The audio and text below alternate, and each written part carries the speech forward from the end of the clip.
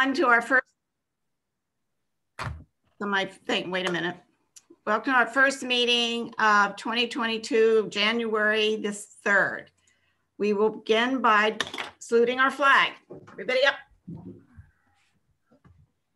I pledge allegiance to the flag of the United States of America and to the republic for which it stands, one nation, under God, indivisible, with liberty and justice for all. Pursuant to the New Jersey Open Public Meetings Act, adequate notice of this meeting has been provided by postings on the bulletin board in the entrance hall of the Beach Haven Municipal Building and mailing the same to the Beach Haven Times and the Asbury Park Press. This meeting is a judicial proceeding. Any questions or comments must be limited to issues that are relevant to what the board may legally consider in reaching a decision for each individual application. Decorum appropriate to judicial hearing must be maintained at all times. Roll call, Mrs. Eddles. Penny? What's up, Bonnie? Did Penny answer? She did not. I didn't see her hop on. Okay. Maybe she'll chime in a little bit later. Mr. Horensky? Here. Mrs. Lenhart? Here. Mr. Muha? Mr. Pisano? Mr. Stevens? Here. Mrs. Baxter? Here. Mr. Meadow? Tom? He's Yes, here. Mr. Meadow? Okay. Mrs. Ballmiller? Here. I'm here, sorry. Gotcha. Mr. Jenna? Here. Mr. Tinquist? Here. Mr. Balbo? Here. And Mr. Lafredo? Here. All right, thank you. Did Mr. Pisano, Muha, or Penny come on yet? Mr. Pisano sent me a text message saying that he was having some computer issues with his video and the sound. So he's going to try to get that worked out. I know I did see him on, and Mr. Muha said that he was having internet issues. So I'm not quite sure if he will be hopping on. And is Penny, do we know Penny left for Florida, so we don't know if she's there yet or not? I have not. No, I think I did hear from Thought her. I saw her shoveling snow today. Really? That was Yes. me, Tom. No, Penny did say she will attend. I do not see her on yet. Okay. All right. Well, now, since we've already sworn in Mr. Horensky, Mr. Tinquist, and Mr. Jenna, we go to closed session. So you have Right. that set up? Yes, if you guys just give me a couple seconds, I will sign you all into a breakout room.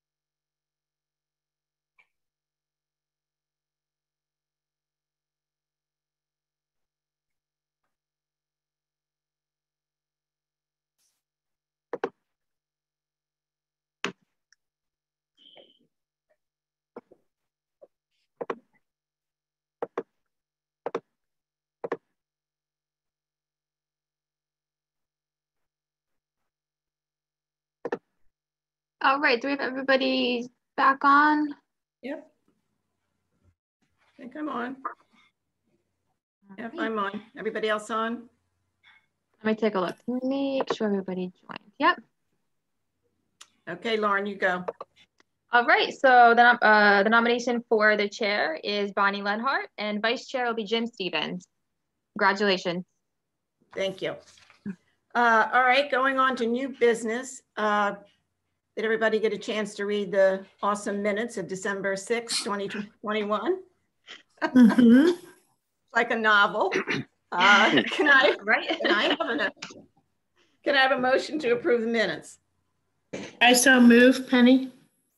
Second, Scott. Thanks. All in favor? Aye. Any opposed? Aye. Nope. Minutes approved. The bills, approval of the bills. I didn't see any bills, but I'm sure there were. Did you send bills? I didn't. Yeah. I missed those. I think they were a week ago, maybe. Oh, I can resend them on over to you if you didn't see them. all right. Can I have approval for the bills? Motion to approve the bills.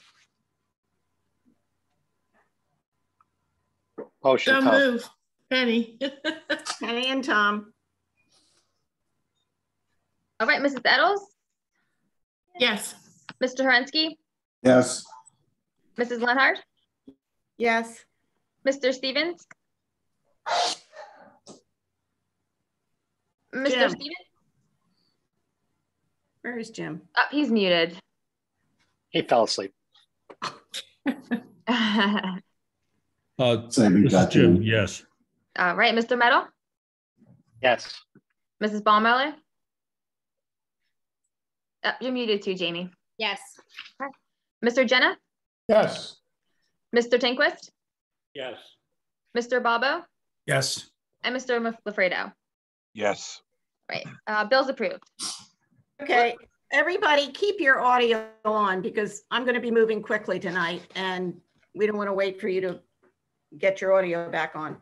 All right, the next thing is the special resolution 2022-01, accepting the times and dates for the 22 land use board meetings and designating the official newspapers and adopting procedures. Lauren sent that to us. Everybody read it. It's pretty straightforward. It's always been. It says that our meetings are going to be Zoom till you hear it differently. So can I have a motion to approve? Motion to approve. I got a question on that. The date on that. Did you say 2021 or 2022? 22. Well, it's resolution 2022-01. That's Bobby. Oh, okay. I'm sorry. That's why I got it flip flopped. No because problem. we're all making those mistakes these days. Of course it is. Who motioned to approve? Second. Jerry did. Jerry and Tom. Mrs. Eddles, Yes. Mr. Horensky, Yes.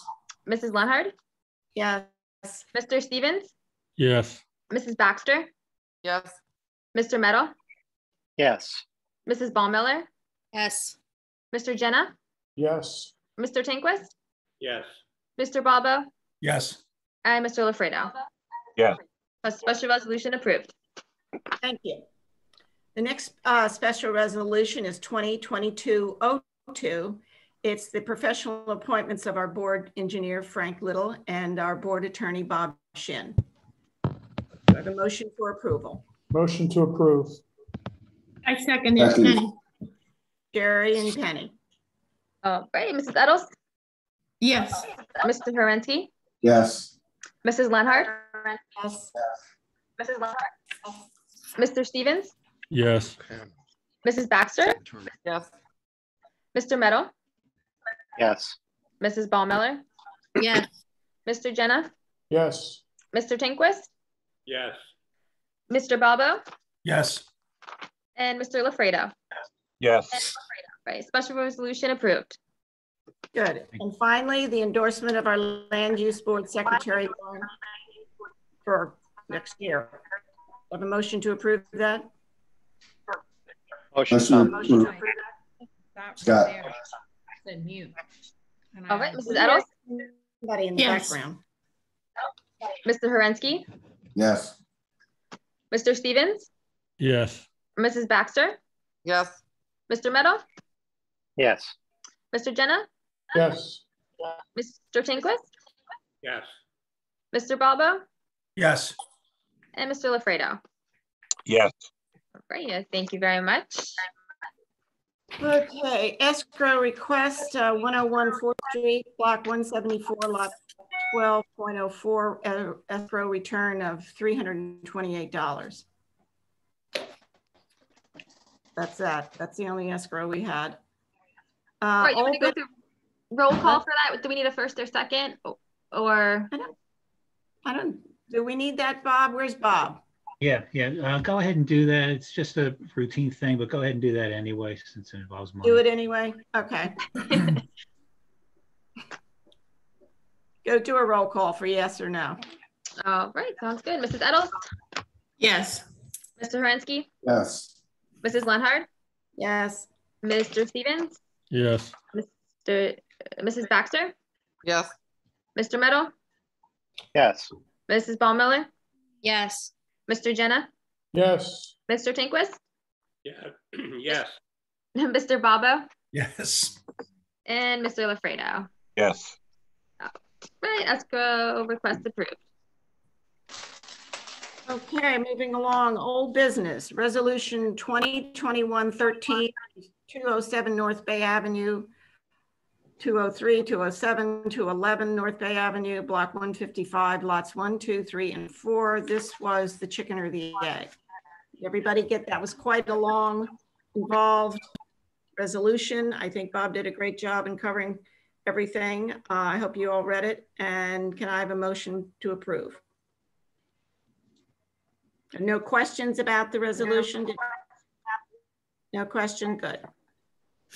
All right, a motion for approving, please. All right, I make a motion to approve 2021-13. I'll second. Second, Tom, or Jamie. Wait, and I just wanted to check. I saw Joe hop back on. Did he, Mr. Pisano, were able to make it back on? Or if he's still having, I don't see him. yeah, he must have hopped back off again. All right, Mrs. Baxter, Yes. Mr. Meadow, Yes. Mrs. Ballmiller, Yes. Mr. Pisano, Mrs. Eddles, Yes. Mrs. Lenhard, Yes. Mr. Jenna, Yes. Mr. Tinquist. Yes. All right, resolution approved. Thank you. The next resolution 2021-20, the Rodas, 421 Center Street, block 146, lot 20. There's a chance to read that resolution. Do you have any questions about it, comments? If not, can I have a motion to approve? I so move, Penny. Next one, 420. Second, Tom? Yes, please. Mr. Meadow, Yes. Mr. Stevens, Yes. Mrs. Eddles, Yes. Mrs. Lenhard, Yes. and Mr. Jenna. Yes. All right, resolution approved. Okay, on to the applications. I'm going to change the order tonight. We're doing Williams the last. Our first application up tonight will be application 2021-22, 420 Center Street, block 146, lot 20. Huh. Okay, Mr. Raven, you there? You're still muted. Yes, just switching files. Sorry. Sorry, I'm sorry. That's okay. That was my suggestion with the chair. We had talked about that. We have 2 members that can't participate in the Williams. So rather than have them sit through the whole night and then, or sit through Williams and then do those 2, we're going to bump Williams to the end. Sure, no problem. Variance. Good evening, James Raven on behalf of the applicant, James and Carla Chula.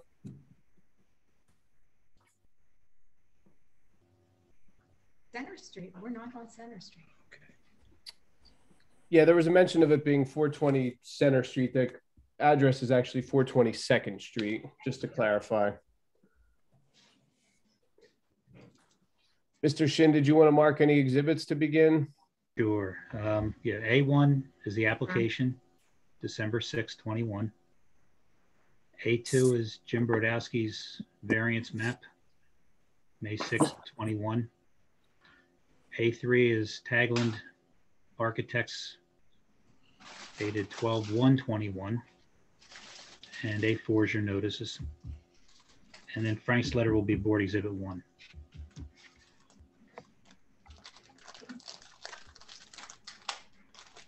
Okay, thank you. Sure, thank you.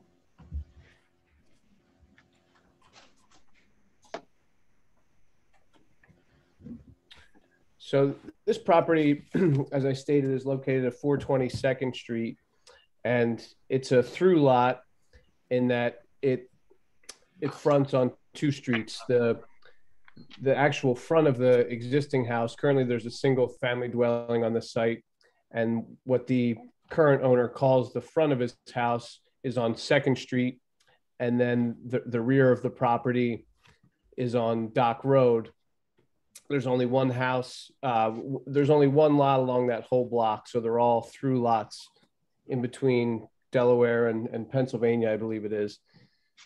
So what the applicant is proposing is to demolish the existing single family dwelling and construct a new single family dwelling. And they'd like to put a pool on the Dock Road side of the property. Now, under the zoning ordinance, when you're not allowed to have a pool in the front yard, and what makes this unique is because, as I stated, this is a through lot. There's no rear yard under the zoning ordinance. When you have a through lot, the zoning ordinance says that you have 2 front yards and 2 side yards. So under the ordinance, technically there's nowhere to put a pool on this property other than in a side yard. And on a 50-foot wide lot, there's just not sufficient room to put a pool in the side yard. So the applicant would like to utilize the Center Street side of the 2nd Street side of the property as their front yard, and the Dock Road side of the property basically as their rear yard, put a pool in that section. And also along the property line on Dock Road, they would like to install a 6-foot fence where a 4-foot fence is the maximum permitted under the zoning ordinance. And the primary reason for that is for privacy, being that you're going to have a pool there. There's a lot of pedestrian traffic along Dock Road, particularly in the summertime. And also, you don't want to have the temptation of people at night hopping over a 4-foot fence and taking a dip in the pool. So that's the reason for wanting the 6-foot rather than the 4-foot fence. So those are the 2 variances that are requested. The property is unique in that this is in the 2-family zone, and I believe every other lot on this block contains either a 2-family or a multi-family home. This particular lot is a family dwelling, and the applicant is opposing the only single family home on the property, and they simply want to utilize the property to install a pool. Jim Brzezowski is present to testify regarding his variance plan. Dave Gaffin is also available to discuss the floor plans and elevations. And I also have Jim and Carla Chula present as well. So at this time, I'll call Mr. Brzezowski. Mr. Brzezowski? Yes, sir. Do you swear or affirm the testimony you're about to give shall be the truth? Yes, I do. You've appeared before this board many times, correct? Yes, I have. Bonnie, you want to just acknowledge him? Yes, I know Jim. Yeah, I'm a licensed professional engineer and professional planner in the state of New Jersey. My license is still current. Thank you. Mr. Brzezowski, we've marked as Exhibit A2 a variance map that was prepared under your signature. Is that correct? Yes, it is. And would you please, for the board's benefit, provide an overview of what exists currently at the site and what we're proposing? Certainly, the property is located between Dock Road and 2nd Street. It's 230 feet east of Pennsylvania Avenue, so it's in the block between Pennsylvania Avenue and Delaware Avenue. The property is a through lot, as Mr. Raven had previously described. The property has 50 foot of frontage on 2nd Street and Dock Road, and it's roughly 100 foot deep. It's currently developed with a single-family house and a detached shed. The detached shed is adjacent to Dock Road. In fact, it's 6 feet off the front property line of Dock Road. There are 4 existing nonconformities with the existing development of the property. The front yard setback off of 2nd Street is 14.7, where 15 is the minimum. The combined side yard setback is 15.6, where 16 is the minimum. The front yard setback off of Dock Road is 6 foot to the shed, where 15 foot would be the minimum. And the existing 1st floor elevation of the existing single family house is elevation 6. Where this property is located in flood zone AE with a base flood elevation of 9, and the preliminary maps have it in AE base flood elevation 8. So based on the current standards, the minimum 1st floor elevation should be 10. What we're proposing to do is get rid of the existing house and shed and develop this property with a 2-story single family house, 4-bedroom house. Everything with the proposed house is going to comply with the zone regulations. And this we're located in the RB 2-family residential zone. So we're going to build a 4-bedroom single family home that's going to be 15 feet off of 2nd Street. We're going to have side yard setbacks that conform. We're going to have 5 feet on the west side, 15 feet on the east side, and a rear yard setback or front yard setback to Dock Road of 27.2 feet. We're also proposing to install an in-ground swimming pool, and that's the purpose of the variance. According to the definition of a through lot has 2 front yards and 2 side yards. And in the borough of Beach Haven, a swimming pool is only permitted in a rear yard. So this property has no rear yard. So there's no legal area to put a pool. The applicants are aligning this house so that it faces or fronts on 2nd Street. So the pool, in the terms of how the applicants want to use the property, is going to be in their rear yard. However, it is in a front yard. It's on the Dock Road front yard. So a variance is going to be required to have a pool located in the front yard off of Dock Road. The pool will be located 8.4 feet off of the right of way.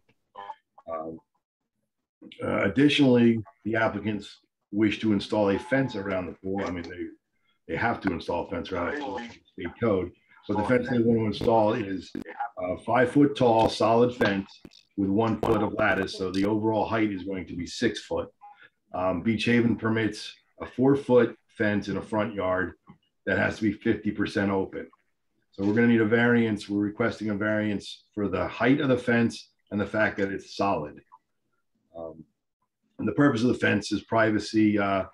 The applicants have resided on the street, actually next door on this street, and have noticed the pedestrian traffic, particularly in the evenings, coming home from the bars on the waterfront, and they'd like to avoid any guests swimming in their pool, at all hours of the morning. That's the purpose of the fence, and I think that summarizes what we're proposing. The first floor of the proposed house is going to be at 14, and we're providing 2 off-street parking spaces that are outside the footprint of the building. The proposed driveway off of 2nd Street is 23 feet wide, which is wide enough to put 2 cars in. And the distance from the front property line to the front of the garage doors is 19 feet. So there's adequate room for 2 cars. And Mr. Brzezowski, this particular block, other than this lot, is either, all of the lots are either two-family or multifamily dwellings. Is that correct? Yes, it is. There are 10 properties in this block. The current tax map actually shows 8 of them are condos. So they show, you know, units 1 and 2 on 8 of the lots. The only lot that doesn't show condo is lot 4, which has a 2-story single-family house that fronts on 2nd Street and a detached garage apartment that butts up to Dock Road. So it's also a duplex. So this is the only single-family use in the block. And while two-family uses are permitted in this zone, this particular lot is not large enough for a duplex, correct? They would need a variance to put a duplex here? That's right, with 50 foot of width and just over 5,000 square feet. It's not large enough for a duplex. You need 60 foot of frontage and 6,000 square feet for a duplex. Okay, but the single family use that's proposed is permitted in this zone without a variance? Yes, it is.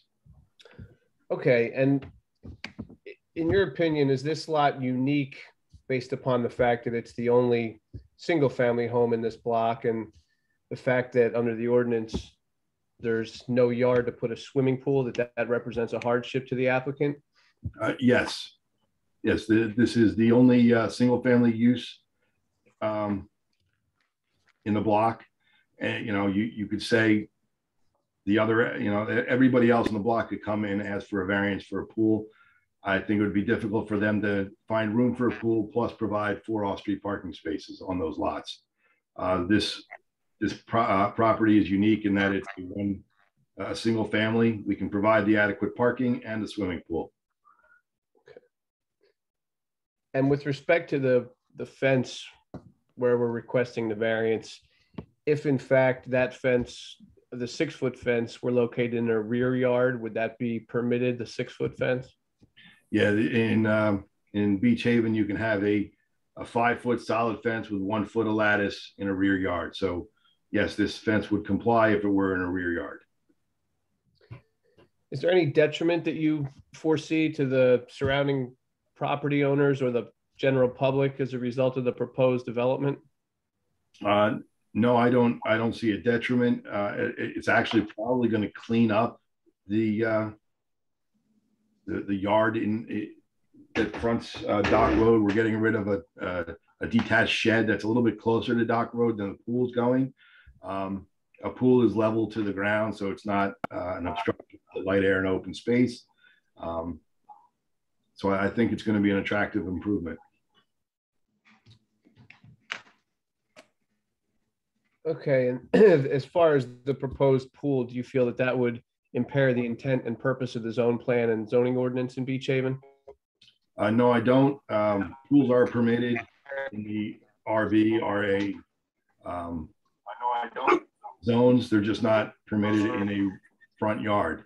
They're restricted to only a rear yard. This property doesn't have a rear yard. So we're here seeking the variance. Thank you, Mr. Brzezowski. Turning to Mr. Little's letter, paragraph 4, there was a question about a bar area on the ground floor. Is it your understanding that, I know in the architectural drawings, there is a garage, a partial garage door that opens to the side of the property where the pool is. And as far as your understanding, I'll have the applicant testify to this as well, but there's no habitable space proposed on that ground floor, correct? No, and there can't be, as it's below the base flood elevation. Per the Beach Haven ordinance, you can't have habitable space below base flood elevation. So this area, whether it's garage, whether it's storage, or use it with, has a spare refrigerator in it. It's below the base flood elevation. It cannot be habitable. Okay.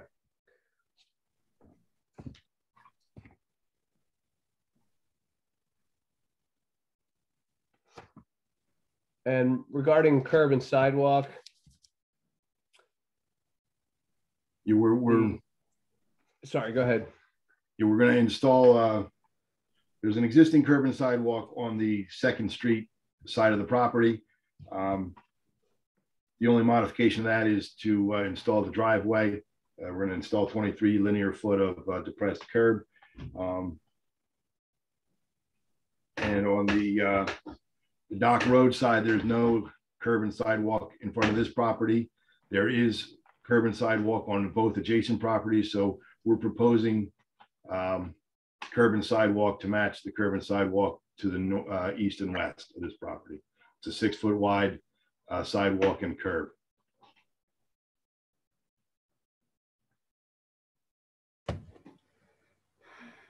Okay, I don't believe I have any further questions. Are there questions for Mr. Brzezowski? I have one. If they put a 6 foot fence around on their property line, the person to the west, is there a driveway that if somebody backs out, they can't see anybody coming from the east? I mean, is that fence going to block people coming down, backing out? I don't know if there's driveways there on Dock Road, or are they all driveways? There are driveways on Dock Road. Each of those, each of the duplexes, at least to the east, they all are split where half of the front's on 2nd Street and half front on Dock Road. So, so there are driveways. But where is their parking? Is the parking on 2nd Street or is there parking on Dock Road? That's my question. It's both. Yeah, but Bonnie, you can't, if you're going down Dock Road on the right-hand side, right, you're going towards the bay, you can't parallel park. It's a very narrow road. So there's only parking pulling into I got the that, property. but I'm talking about people that live on Dock Road on the right-hand side. If they're backing out, is the fence going to block their view from a car coming down from the east? So Bonnie, that's a great question. Can you pull up that plot plan? Because there's a public right of way for the sidewalk. Can you show us where the fence line is on that plot plan? The fence line is actually going to be 2 feet onto the applicant's property, because the sidewalk, the 6 foot sidewalk, 2 foot of that sidewalk is going to encroach onto the applicant's property. Can you move it north? I mean, move it up? No, other way. The other way. The other way. There we go. So right now, is the dark line there? The fence is going to be on, the fence line is going to be on the edge of the sidewalk, the proposed sidewalk? That's correct. And that's so then that sidewalk's 4 feet. It's hard to zoom in there. The width of the sidewalk is 6 feet. Okay. 2 feet of that sidewalk is on the applicant's property. So where's the fence line? Just to clarify, I submitted a revised plan. This plan that's being shown there says along the sidewalk, proposed 4 foot tall fence. It should be 6 foot tall fence. So that was a revised plan was submitted to that effect. So just to clarify, that is a 6 foot fence.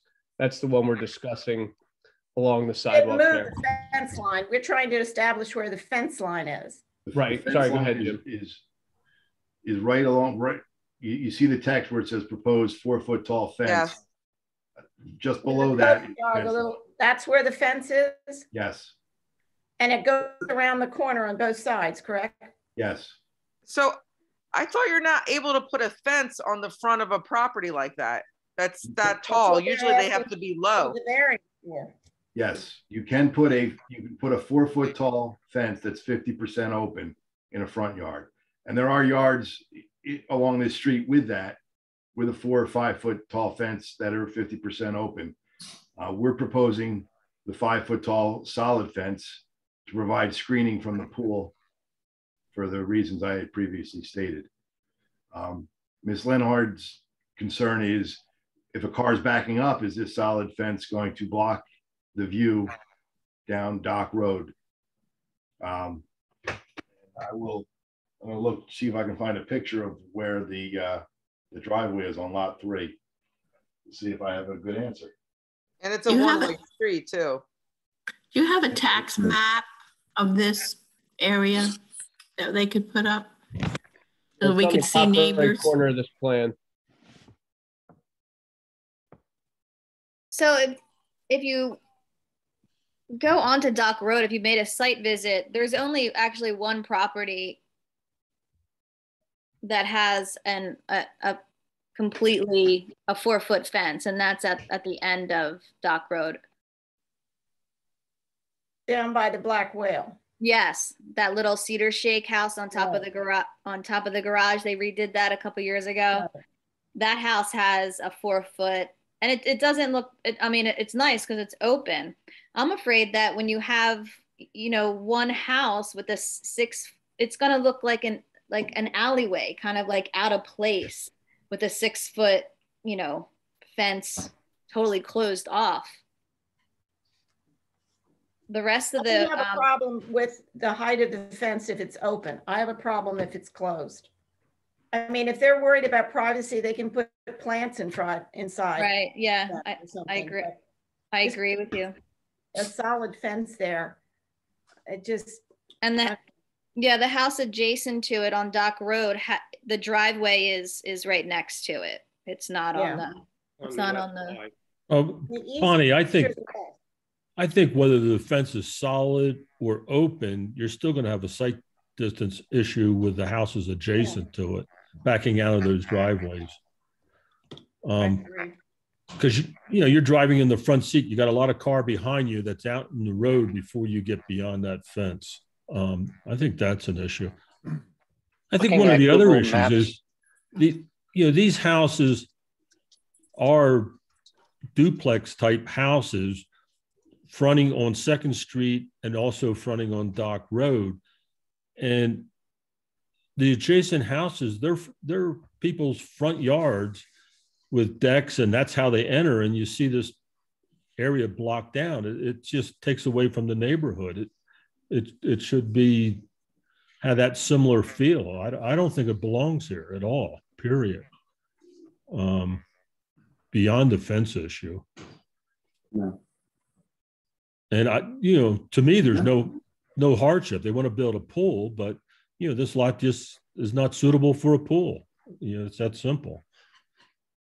Well, a 50 by 100 lot is suitable for a pool. I would think the only difference is there's no rear yard on this lot. I didn't say a 50 by 100 foot lot is not suitable for a pool. I said this particular lot is not suitable for a pool because it has frontage and other houses are fronting, and you're really putting the pool in somebody's next door's neighbors.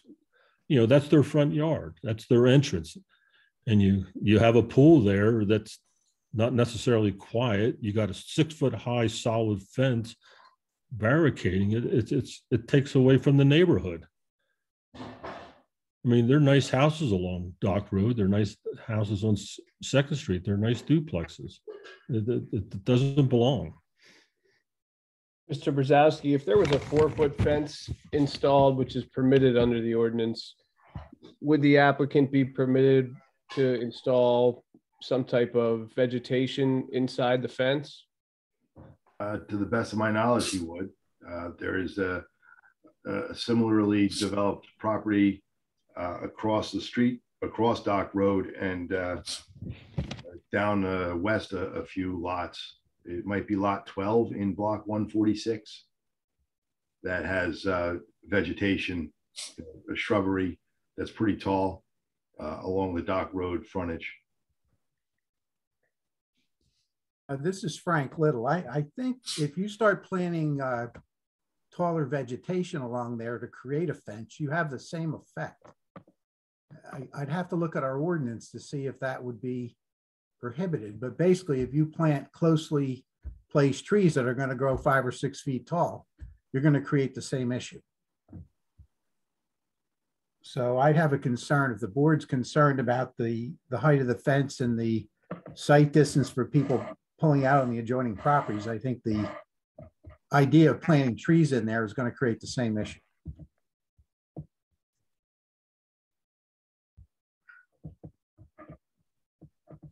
Isn't that only an issue if it's a site triangle issue, though? Well, you're still going to have the cars there trying to back out that aren't going to be able to see people on the sidewalk because It's going to be blocked. The visual is going to be blocked. That's why we have the ordinance that says you need a 4-foot fence in a front yard. It has to be 50% open. So you have two issues. One, the fence, even if you agreed to the 4-foot open fence, some of the board members are concerned that the pool is right out in the front yard next to adjoining properties that use Dock Road as their front yard. That's what I'm hearing. But there's other places in Beach Haven that have pools in front yards. I know of at least one on Maryvale Ave. Yeah, and that may be. So, I mean, obviously with a 4-foot open fence and a pool, you know, the question is that going to be inviting to the people, you know, walking up the road at night at 2 in the morning? Who knows? Of course it will. I think that fence on Maryvale is only 4 feet tall too. But that's not like in town, you know, that's kind of like out of town. They don't get as much foot traffic and people at night as this would get. Are there any other questions from the board or concerns, comments? Is there any way Lauren can put up the tax map showing that, plus the whole road and the neighbors, even an aerial view if we have? Or a straight view from Google Maps? Yeah, something. I can't get my head wrapped around this without seeing the rest of the neighborhood. Well, if you go to Google, just go to Google Maps and go to Street View, and you'll see all the houses along there. Street View, yeah, on your phone. There's the little version of the tax map right here on the screen that I'm sharing now, on the top right corner. I don't know if you see that, and you also want to see the Google Map view as well. Can you move that to the left? I can't go over any further. Is that better for you? No, it's okay. I'll look. Okay, let me go. I can go to Google Maps. I think Google Maps on Street View, you'll see exactly. Yeah, I agree with Mr. Stevens in that, you know, I'm looking at the Google Map view right now, and if you're on either side of your front porch, you're pretty much watching the whole pool party every single day. So I think that was, you know, it's a very interesting through lot, but unfortunately that's the type of lot that it is, and you're definitely taken away from the community in the street. I mean, technically a duplex similar to the adjoining duplexes would be a more suitable plan for this lot. I hate to say that, but I mean, the lot's undersized slightly for a duplex, but I believe the rest of the lots aren't any bigger. In fact, the one to the west is probably smaller than the subject lot, and it has a duplex. That helps. It's just I thought that originally, Frank, but yeah. If you look to the east, they're all 60 by 100s. They all do comply. Well, so the one directly to the west is 50 by 98. Right, but if you go, I understand, but that has next 5 lots are all 60. I mean, that has a duplex on it, and a duplex would probably fit the neighborhood better than the pool. Although they are permitted to have a single family there, it's just right. You need variances for the pool and the fence. Well, if there's no further questions of Mr. Brzezowski, why don't I call the applicant? Real quick question, Jim. Sure. Mr. Brzezowski. I'm writing notes real quick. What was the flood elevation if this gets granted? What was the new flood elevation going to be? The building is being constructed with a first floor of 14. 14. Okay. Property is in flood zone AE9. That's on the effective map. And the preliminary map, we're in AE8. Okay. Okay, thank you. Okay, at this time, I'll call James and Carla Chula.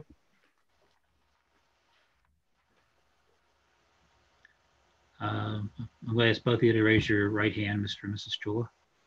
Do you swear or affirm the testimony you're about to give shall be the truth? Yes. We do. Okay, and your names and addresses, please, for the record. My name is Jim Chula, 420 2nd Street, Beach Haven, New Jersey. Carla Chula, same address. Thank you. Thank you. Mr. Chula, there's discussion. Well, first of all, how long have you owned this subject property? You just recently purchased it, right? Yes, we did. We had an agreement to purchase it for approximately 3 years prior to that, but we just recently closed on the purchase. And prior to owning this property, you owned the adjoining lot. You owned one of the units in the adjoining lot to which direction? On the east side, we own 409 Dock Road. And how long did you own that property? Approximately 13 years. Okay, so you're very familiar with the neighborhood. You utilize that unit yourselves, correct? Yes, sir. Okay.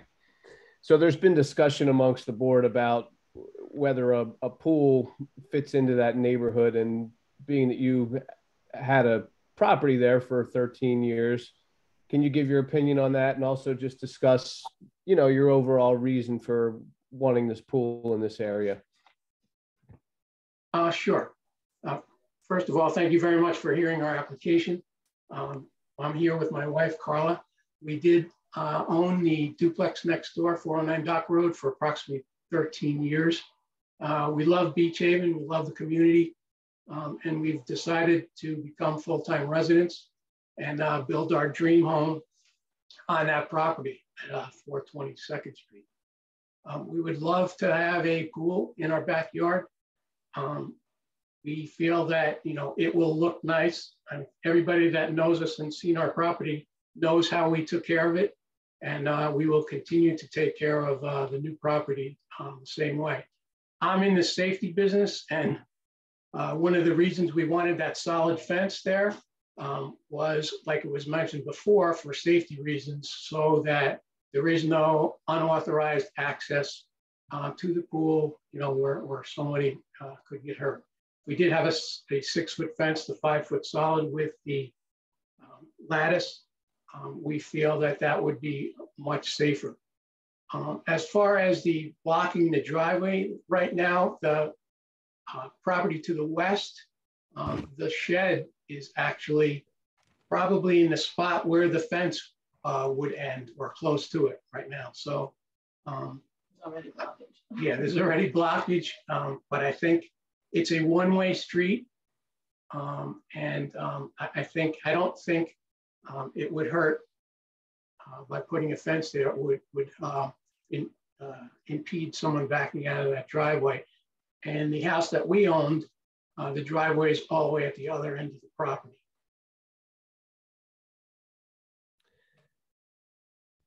And if the board had an issue with the 6-foot fence, would you be willing to forego that variance and still propose the pool there, but with a 4-foot fence along the Dock Road side?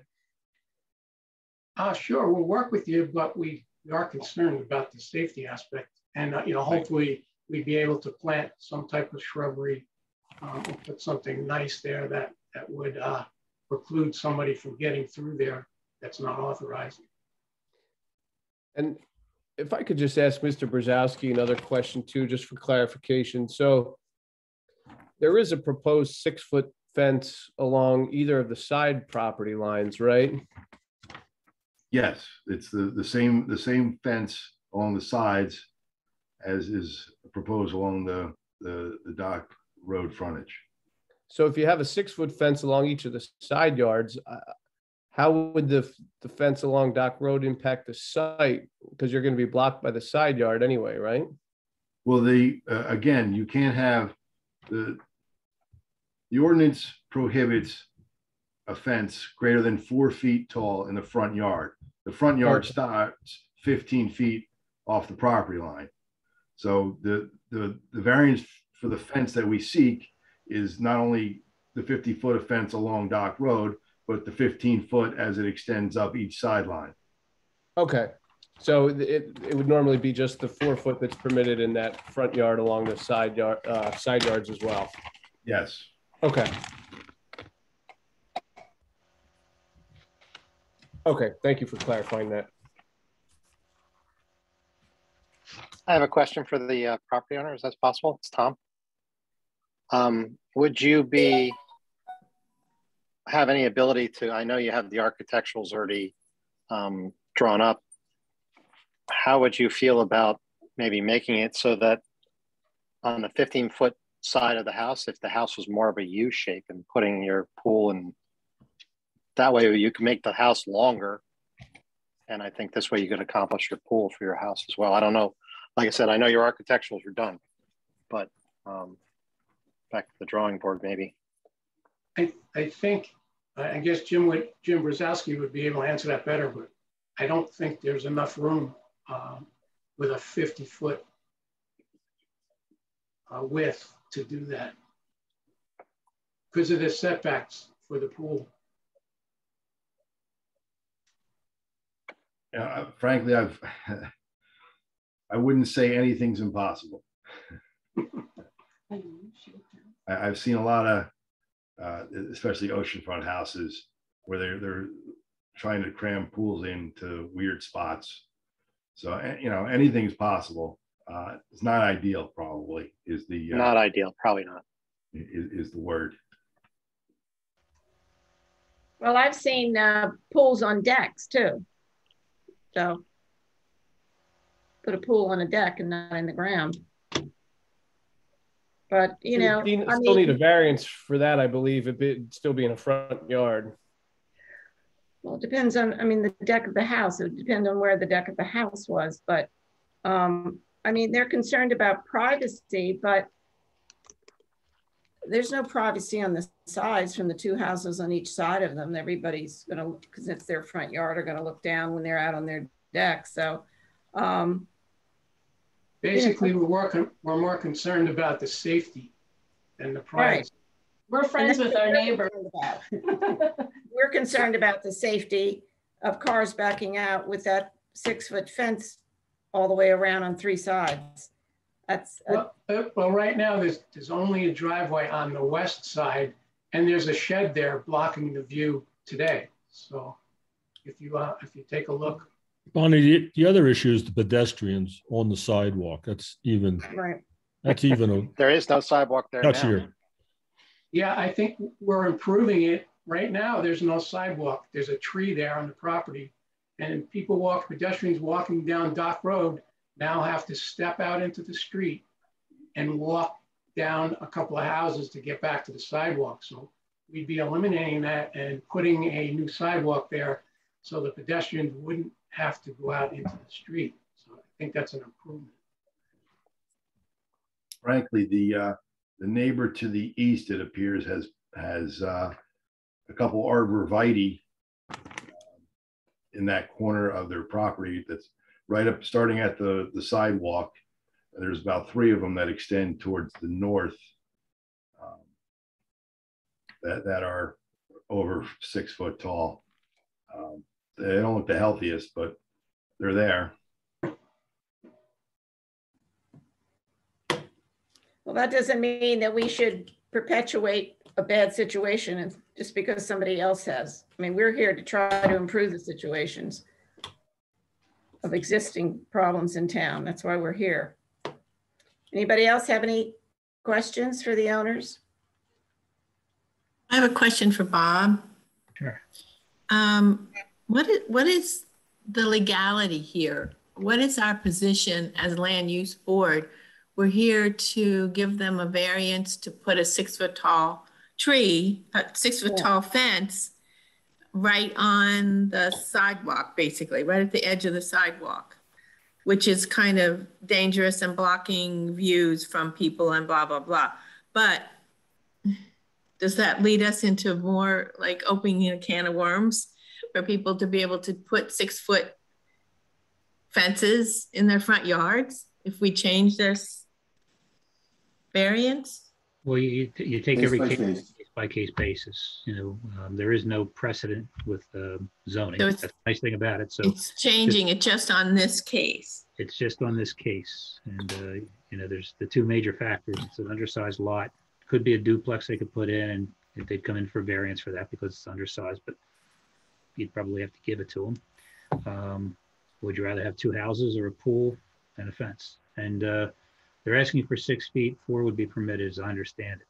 4 along the front and the 2 sides would be permitted. Is that correct, Frank?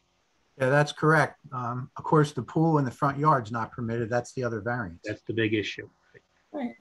Right. So Well, technically, if I get this right, no pools are allowed on any of these lots on Dock Road because they're all through lots. Correct. Without a variance. Right, without a variance. Right. The difference here, as Mr. Brzezowski stated, is this is a single family dwelling, whereas with the other lots, with multifamily, with 2-family and multifamily, there's a lot more parking that's required. So it really isn't feasible to try to put a pool on any of those lots. But here you can adequately accommodate the pool and the parking. And I believe the applicant is willing to forego the fence variance request and agree to comply with the ordinance relative to the fence in the front yard, the 4-foot fence, and the request would be just for the pool only.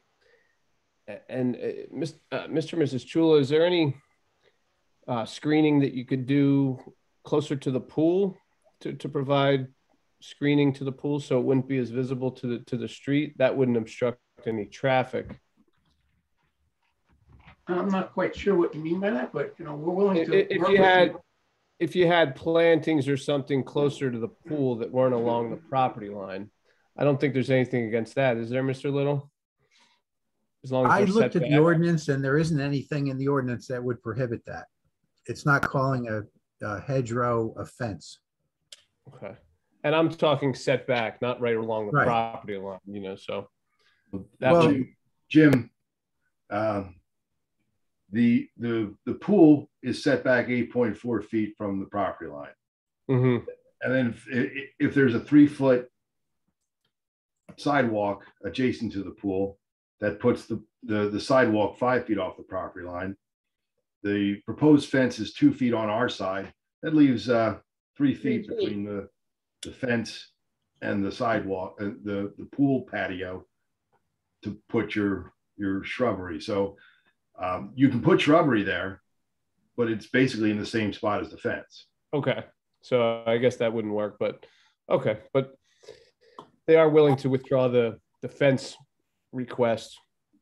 And as I stated, they're familiar with the neighborhood. And I guess when we open it to the public, we'll see if any of the neighbors have an issue with the pool on the Dock Road side. Okay. Any more questions before we go to open public comment? Mr. Raven, did you have anybody else you wanted to testify? Did you have your surveyor or anybody else you wanted to? No, Dave Gaffin is present if there are questions regarding the architectural drawings, but I do not have any direct questioning for him. Any questions? No. Okay. All right, I'd like to have a motion to open it to the public, please. And make a motion to open to the public, Nicole Baxter. Second. Tom. Okay. All right, if anybody from the public has anything to say, you can raise your hand and then Mr. Shin will swear you in. All right, I see Pat O'Donnell here. Yep. Okay. It's under Meredith. Do you swear or affirm the testimony you're about to give shall be the truth? Yes. Okay, and your name and address. Patrick O'Donnell, 432 Dock Road, Beach Haven. Thank you. I've lived here at this address for 15 years. I had Jim and Carla as neighbors across the street for pretty much the whole time I was here. They were great neighbors. I lived directly across the street from the lot that they want to build on. I was just looking at it while you guys were talking about it. As far as not continuing to have a problem with the fence height, I mean, it's had that shed and the trees that are growing there since I moved here, and they're much higher than the fence would be. So I don't think that should be a cause of alarm. I think that they should get what they're asking for. I think it'll look good in the neighborhood. I don't think it's going to be an eyesore like somebody made a statement about. And that's all I have to say. Thank you. Thank you. Anybody else? Oh, no. Raising my hand, Aaron Black. Mr. Black? Hi, how are you? Hey, can you please put on your video? He's on. Is he on? Okay. It should be on. Yeah. Somebody else was lighting up. Thank you. Okay. Do you swear? Okay. Do you swear or affirm the testimony you're about to give should be the truth? I do. Okay. And your name and address, please. Hi. Aaron Black, 424 Dock Road. I've been here for about 3 years. We unfortunately don't get to live there year round, although we'd like to. We're still just summertime residents and we love it. Jim and Carla were some of our first neighbors that we met when we got down here. And we were really sad to kind of see them go. But then more happier just to have them know that they're going to be buying a house right down the road. And kind of to back up what Pat said, I kind of echo everything that he said. Right now, currently the property is kind of overrun. There's large trees, weeds, there is no sidewalk. I've got 2 young girls, so we can only walk on the south side of the street. It'd be great to walk on the north side as well, all the way up and down as you go back and forth. So I think that would be an improvement from our perspective. And regarding the fence, again, you know, I don't see an issue with it. I'm maybe 2 houses catty corner. And, you know, I've got a fence. I put a new fence on my property, and I think it actually makes the entire block look a little nicer. So as far as I'm concerned, I'm actually all for it, for everything they want to do. And I think it'll actually improve also the community. You talk about community. It's a way for all of us to kind of congregate and get together. I'm sure they're going to throw some nice little pool parties, and it's a way for everyone just to kind of enjoy each other. So those are my 2 cents. And again, thank you everyone for listening to me. And again, I just want to say Beach Haven is a fantastic little town. We're excited to be a part of it. So thank you. Thank you. Thank you. I have it. Get it. All right, Kristen Adams. Ms. Adams, you're muted.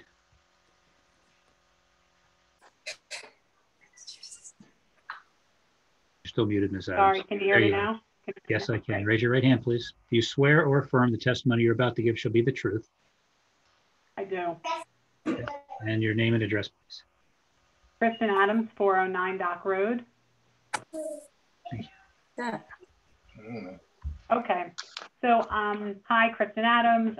We purchased the property from Jim and Carla Chula before they then purchased the property next door, the home that they lived in for 13 years. We are the property directly attached to the east. So we are probably the most impacted by their proposals and ideas on what they'd like to do in the property. We've been involved in the decision making as they've been coming up with them. I think that all of the prior points that have made by other neighbors, including Jim and Carla, explain why we are very comfortable with their proposal. Everything from between the fence to the sidewalks to the privacy. I think the idea, starting with the beginning piece about it being a through block and front yard, backyard. I mean, to me, that just still seems like it's semantics. It's the idea of this is their backyard. They're going to be going into their front of their house on Center Street, and this is their backyard.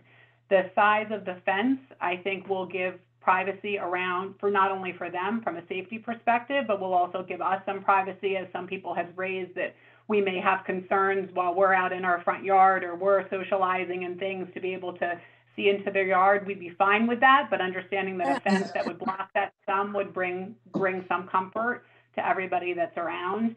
I think the important parts about the shed and the large tree are very critical here. I think that the shed, being as tall as it is, I can't imagine, I think it's a 10-foot, isn't it a 10-foot high shed? I think my husband had said, I think will block more than a fence would. So I think that as far as going, someone else had raised, what the look and feel would be when you're going down the street. For anyone that's familiar with what the property looks like now, there's no question this would be a significant upgrade. And I think even having a fence all around it would be optimal. I just can't see I don't know how to do it. Proposal would not be one that would be advantageous not only to the block, but to the neighbors or surrounding them. Thank you. Anybody else? I don't know how to do it. Richard? Yeah, I'm right here. I'm kitty quarter, I believe, to the Raise property. your right hand. Raise your right hand. I'm sorry. Do you swear or affirm the testimony you're about to give shall be the truth? Yes. Okay, and your name and address. Richard Letterman, 434 Dock Road. I don't know how to do it. Sorry, but so I'm kitty corner to the property. It is quite the eyesore right now, and actually, I believe it's quite dangerous right now between people walking down, tripping on all the vegetation that's outgrown, and so anything that Jim and Carla want to do, I think is an improvement. As far as a 5-foot fence, I mean the 6 foot versus a 4, I think for the personally think for the pool that should be the 6 foot, and I'm pretty sure that nobody would notice from as far as a neighborhood goes that there's a fence around the property. As far as backing out onto the driveway, that shed and the trees right now are blocking all the views anyway. So I don't think that that's going to improve at all. Or I mean, not improve, but be worse than what it has right now. So that's my 2 cents. I think cleaning up that whole lot will just add a lot to the neighborhood. And I think Jim and Carla are going to do that. Thank you. Thank you. All right, Robert Day. Yes, my name's Rob Day, and I'm Raise your right hand, sir. Raise your right hand. Do you swear or affirm the testimony you're about to give shall be the truth? I do. And your name and address. Okay, it's 407 Dock Road. And you're Robert Day, correct? Correct, D-A-Y. And I'm in favor of granting the variances to build a pool and the fence, even though it's considered a front yard. The people that have the house before, which I believe was built in the 50s, there's a deck in the back, and there's been a boat stored on the property in the off season for as long as I've been there, and I moved in 95, so I've been there quite a while. And I don't see any problem with the fence. Like other people have said, walking down the street now, you have to walk out into the you have to walk out into the street to go down the street, which we do. And I think anybody that has traveled on Dock Road knows at night it gets kind of rowdy. So I think the fence is a very good idea, and I don't see any problem with the height.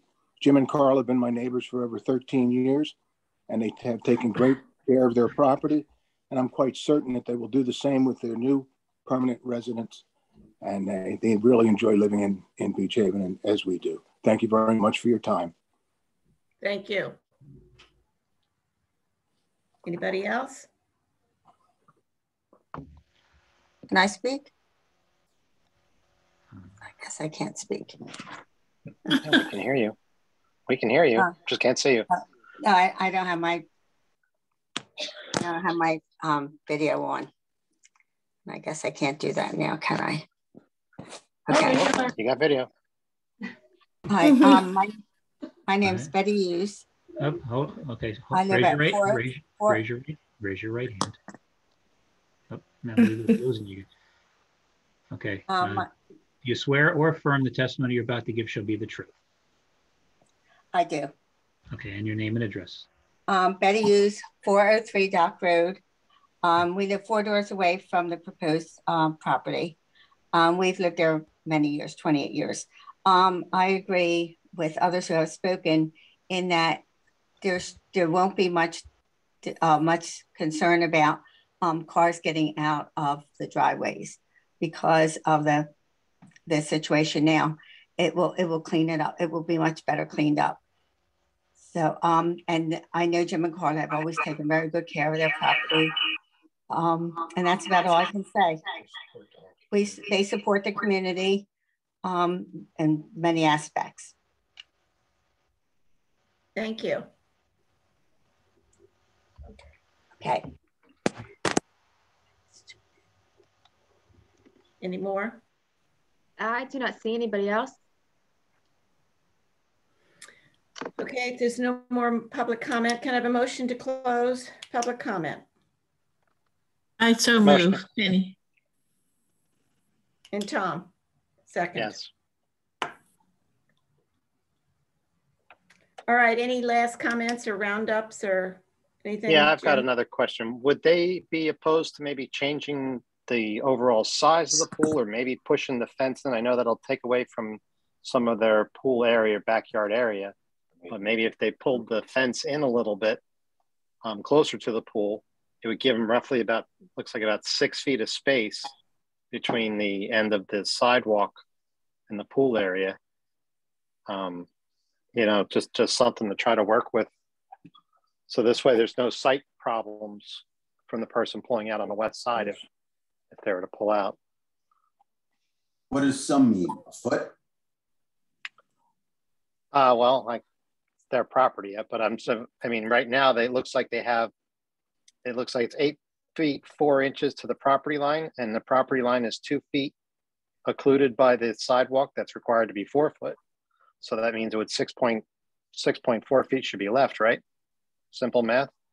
So if they were to bring that in maybe to the edge of their pavers, that would give a decent amount of space there. Maybe they can put a planter out there or something, flowers. So no, it looks like it's supposed to be there. You mean on the street side of the fence, Tom? Yes, yes. Okay. It's not a bad idea. I mean, it gives you more room on the street. And it does bring the fence in a little bit. So there's a sight thing. And I'll just say too, you know, I mentioned that the whole project is going to clean up the lot. That's going to happen to begin with. But and a lot of the people. Can I just make a comment that, you know, I know that a lot of the neighbors clearly, you know, support each other. I've been down Dock Road. It's a wonderful community. However, what we really need to consider here is that, you know, this is a 5,000 square foot lot. I mean, this is a sitting duck property. Someone is going, I mean, obviously everybody's looking for these lots. So the sidewalk's going to get put in regardless. So this isn't really a benefit of the pool itself. And that's what we're trying to figure out here is that, you know, do the benefits outweigh the detriments here of just the pool? The sidewalk's coming regardless. All that shrubs, that whole property is going to be cleaned up regardless if the pool's there or not. So I think we're really have to be deciding, you know, is the pool, what you have to look at is, does it match the other houses on the street? And the answer is no, it doesn't. Unfortunately, because it is a through lot, it does not. So that's what we need to be looking at here. It's not a question though of whether it matches the other houses on the street. You just have to look at this lot in particular, and I think it's important that the neighbors overwhelmingly supported the application. I know the board expressed concerns about the fence, and I had stated the applicant would be willing to work with the board potentially with a 4-foot fence. It sounds like the neighbors were not concerned about the 6-foot fence. The applicant would obviously prefer the 6-foot fence if they could. But as far as it being a concern to the neighborhood, I mean, I think it's clear based on the testimony of the surrounding property owners that it's not a concern, and that in fact they all support it. There were, I believe, 6 neighbors that spoke in favor of the application, and there was nobody that spoke against it. And this is unique, as I said, in that it's a through lot where there's these other multifamily dwellings. It's not as if you're going to have people coming before the board saying that, oh, well, they got a pool in the front yard, because there's just not a lot of through lots, through streets like this, through lots in the same situation as this. So I just don't see the concerns that the board has when you have all the neighbors that support the application. And based upon the testimony of Mr. Brzezowski, I believe we satisfied both the positive criteria and the negative criteria under the municipal land use law to support the variance application. And for those reasons, I would request that the application be approved. Thank you. there any other questions? This is Frank Little. I just want to mention that Jamie's absolutely correct that if this house gets built, regardless of who builds it, the shed has to be removed. The sidewalk has to be installed as part of the project because you can't have a shed in the front yard either. So the property is going to end up getting cleaned up whether the pool goes in or not. Right. I understand the neighbors support it. So just wanted to make that comment. I have a question on that fence location.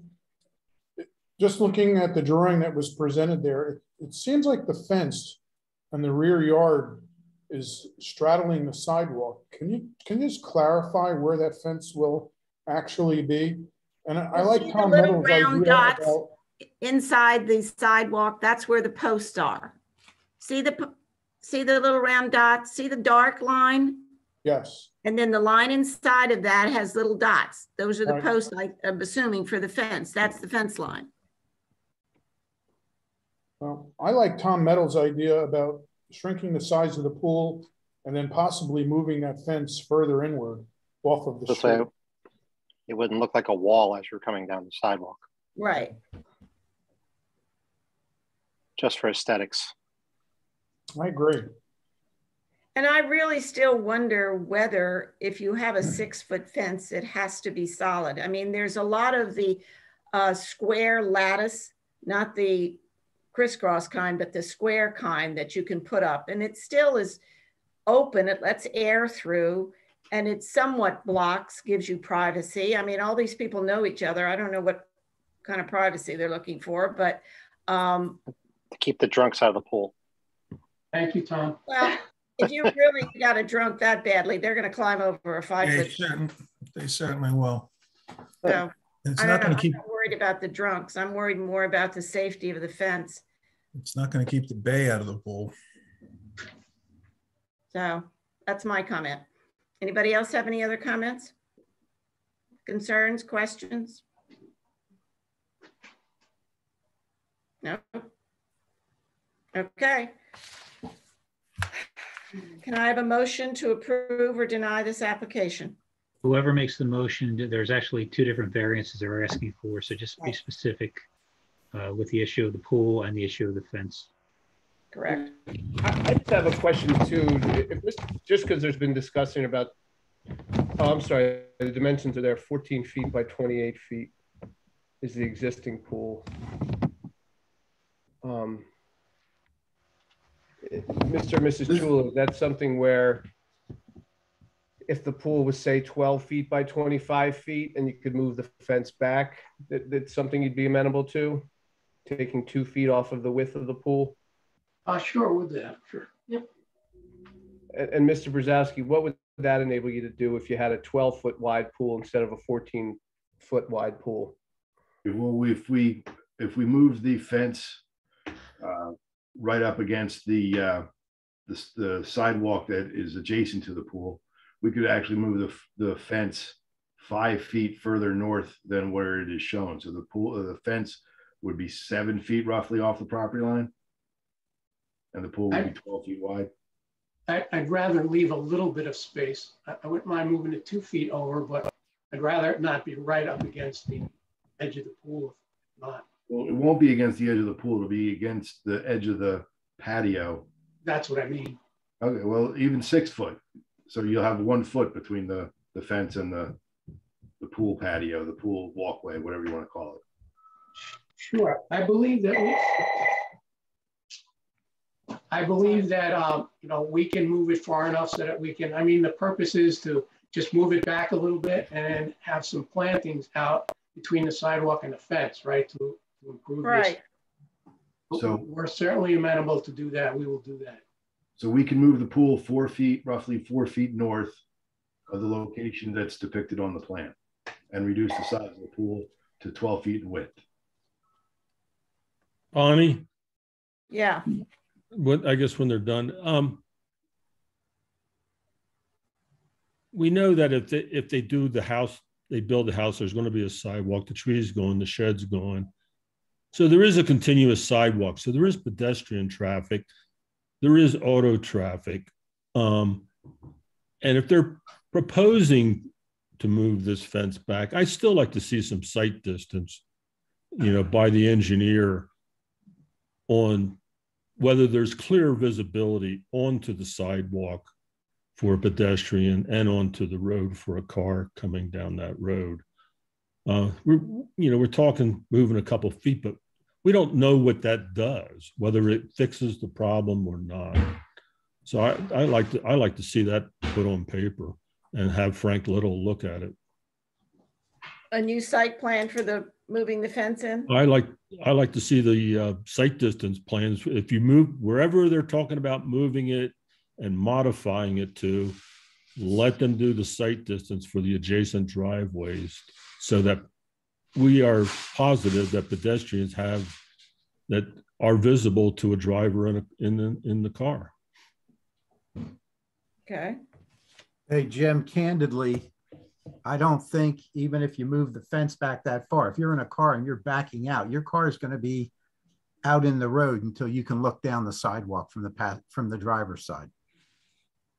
I mean, you're only going to have. Frank, so you're saying no matter how far they move that fence in, that doesn't make it a better site plan. The only thing that would make it better is if it was 4 feet rather than 6 feet. Well, 4 feet's not going to do it either, because you can't see through the fence. That's what the ordinance says now. All 4. You can have a 4-foot fence there that's 50% open. 50% open. But I'm just saying, even if you move it in that far, if you're in the driveway on the one side, you really physically almost have to back your car up where it's across the sidewalk to see down the sidewalk. I mean, it's kind of common sense that that's what it would be. I mean, I agree that right now there's a tree, there's a shed, and it's blocking it, and that's the way it's been. And the new fence, if it's shifted back, isn't going to make it any worse. But isn't it our job to make it better than it's been? Yes. That's going to happen. That's going to happen if they build the house. The trees coming down, the shed's going out, the sidewalk's going in. Right. But then are we creating the same thing by putting up a 6-foot fence? You take the shed down, you put the fence up. So nothing was improved, correct? Well, the overall property is improved, but the overall property will be improved because the house is going to be built. Right. Well, the fence line, if it gets moved back, if you look at the plan, it's going to be 1 foot closer to the road than the shed is now. The shed's right at the edge of the patio that's proposed around the pool. Okay. Anybody that's familiar with that area now will know that it's going to be improvement because there's either a 25-foot boat and a shed there right now that's blocking. No, we're not arguing. We're not arguing that what the house that you're building, then the clearing of the lot and the building of the sidewalk is not going to be a tremendous improvement to the neighborhood. But what we're concerned about is the visibility of putting up a 6-foot fence on the edge of the sidewalk. That's the issue. Okay, what I'm trying to say is right now, if you look at the property, I mean, not right now, but for the past 13 years that we lived there, there's a 25-foot boat that was parked right on the edge of the roadway because there is no sidewalk next to the shed. So there was absolutely no visibility and people had to walk out onto Dock Road. So now we'll be putting a 6-foot sidewalk and they'll at least have 6 feet to see when they're trying to back out of that driveway. And if we move the fence back, maybe even more.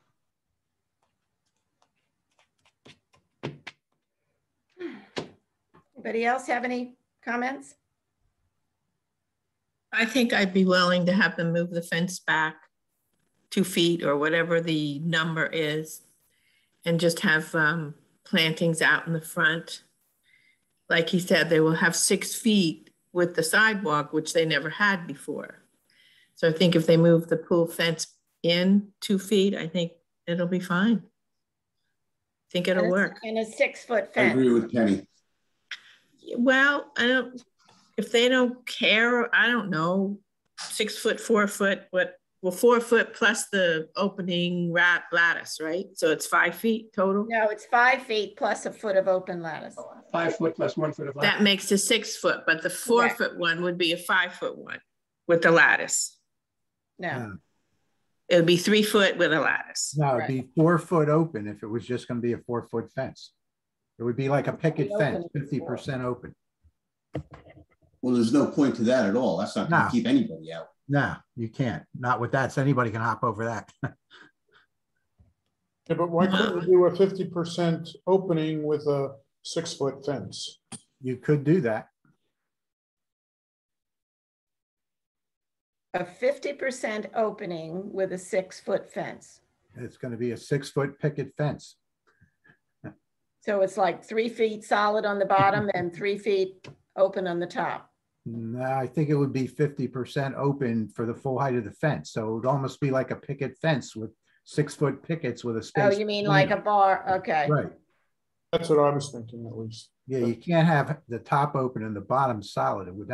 It has to be uniform. And I think a solid fence just wouldn't look right there. So I'm opposed to the solid fence. That's why I'm saying the 50% open. So it was like the shadow box considered 50% open, Frank? What's that? I'm sorry. Is a shadow box fence considered? No, I didn't think so. Board and batten? No. Yeah, board on board now. Board on board. This is Jim Stevens. Frank, do you know the state requirements for fences around pools? Yeah, minimum 4 feet. Max, you can go up to 6, but 4 is the minimum requirement. For the state? Yep. Okay. Does it have to be solid, Frank? No. I think if the neighbors are not worried about a 6 foot fence and you make a 6 foot fence that has openings in it, so it's not like a stockade fence, and I think that should make everybody happy. So I think that's talking about the state rules is 4 feet. The fence height is 4 feet. Right. Does that cover him and his liability if somebody climbs over his fence and something happens in his pool? I'm not an insurance agent. They'll sue anybody.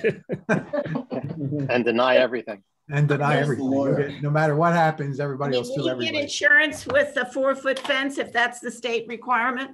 I don't know. I'm not an insurance agent, but that's a state requirement. So is the real question for tonight whether we get new plans developed with these conditions in there, such as a smaller pool also and a setback fence? And how about a design of the fence? Yeah. I personally, I think the applicant would be advised to carry this and rethink this and come back at our next meeting, because I'm not sure what you're even voting on right now. Right. I'm writing notes, Frank. You know, I know Bob's got notes, but I mean, it's difficult to approve something with this many changes without seeing a revised plan.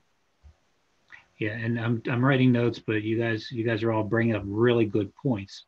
I think there's a lot of guidance in Mr. Raven and his clients. So if you want to ask Mr. Raven to talk to his clients about carrying it a month, come back and give us an idea whether you want to move the pool, maybe move the fence and shrink the size of the pool down a little bit, move the fence in to the north a little bit, and sounds like that's where the board's leaning at this point. With a 6 foot open, 50% open fence will probably be okay. But I think if you come back with some plans so the board can really conceptualize it, then the board can just. And it is, I want to see a design of the fence, and I'd like you to find out about your liability coverage with a 4 foot fence. Mr. and Mrs. Chula, are you amenable to that? Or if you'd like to, I can request that the board give us 2 quick minutes for us to talk off the meeting if you'd prefer to. That would be great if we could do that. Thanks, Jim. Okay. Could I it'll be even less than 5 minutes, Mr. Shin, just to briefly chat with my client? I'm amenable to that, Bonnie. Is that okay with you? Give him a couple minutes. Well, it's 7:35 now. Jim, 2 minutes. Bonnie, 2 minutes. I'll be back at 7:38. Well, you got the other 2 applications, so you got to come back anyway, Jim. Yeah. Yeah, okay. Thank you very much. I'll call him right now. Okay. Thank you.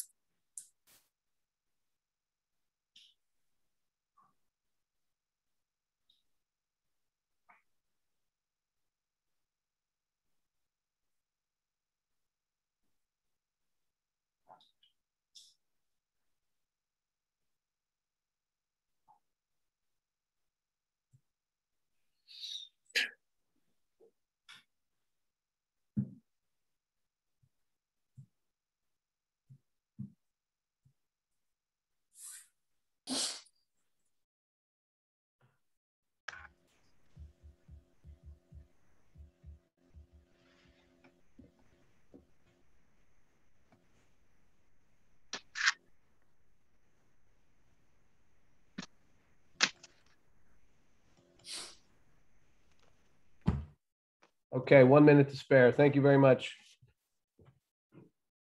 So I'll wait till everybody else is back. Jim, I think we're all here. I think some of them went on mute, but okay. Yeah, I think So yes, here. thank you. The applicant would be willing to submit revised plans prior to next month's meeting and also show, as Ms. Lenhard suggested, a copy of the fence design as well, so that the board can really digest what it is that the revisions that they're proposing. So we would request that it be carried to next month, that no further notice be required, and the applicant would waive all time limits within which the board's required to act. And I'm just looking up the date of that next month's meeting. I believe that's February 7th. February 7th at 6 o'clock, right?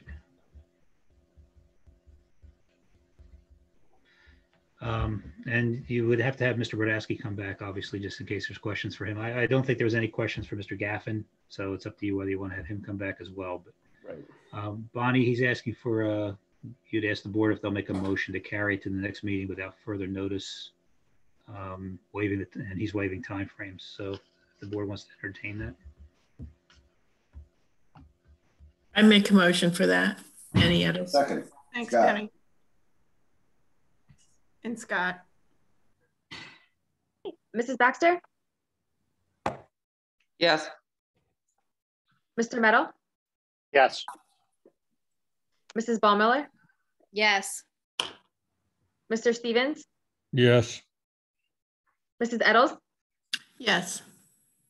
Mr. Horinsky? Yes. Mrs. Lenhard? Yes. Mr. Jenna? Yes. And Mr. Tinquist? Yes. Application carried. Thank you very much. Okay, moving right along, we have application 2021-23 DMM Associates, 300 Taylor Avenue.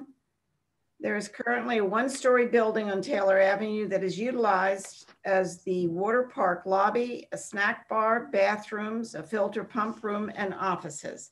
The applicant proposes to construct a second-story addition to accommodate a 4-bedroom apartment for housing employees and additional office space. Okay, Mr. Rabin. Thank you. James Rabin on behalf of the applicant DMM Associates.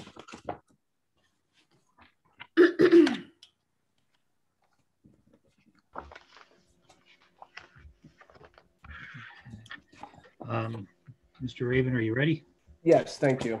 Sure. We're going to mark a couple exhibits. The first one is your application, dated 12/7/21. And I'll just make a note that that includes a very lengthy history of the zoning and matters before the zoning board and the land use board. I don't have the resolutions for all that. I go with the representations Mr. Rabin put in his notice as to what was done on those applications.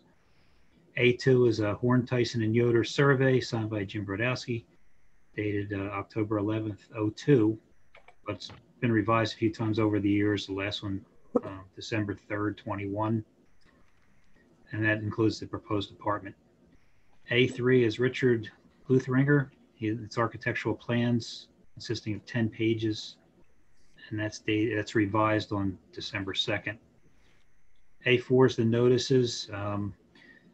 We did have a little issue with the notices. Mr. Rabin took care of it, so I think everything's fine with the notices. The board has jurisdiction to hear this tonight.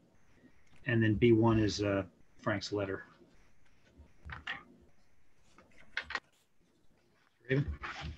Thank you very much.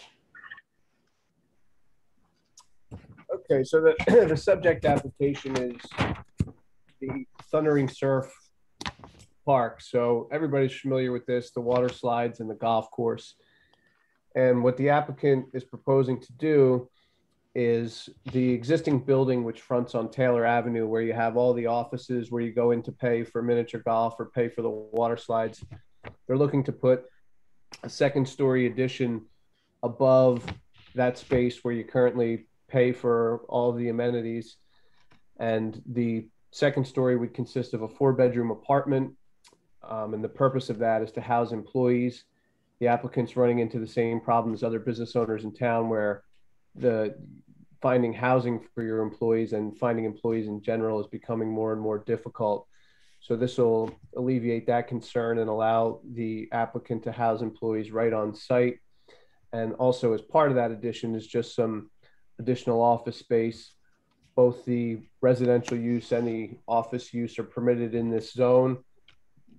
And Mr. Brzezowski is going to testify regarding the site plan. The applicant also owns, as shown on the site plan, the parking lot across Delaware Avenue, which is block 188.02, lot 1.01. That's all parking for Thundering Surf. So there's 80 overall parking spaces that are provided. There's no new parking provided. That's the existing and the proposed. But that's really it. It's somewhat of a simple application, that it's just that additional floor with the residential use and a small portion of which will be additional office space. Chris Masanko is also going to be testifying on behalf of the applicant regarding the proposed apartment as well. First, I'll call Mr. Brzezowski.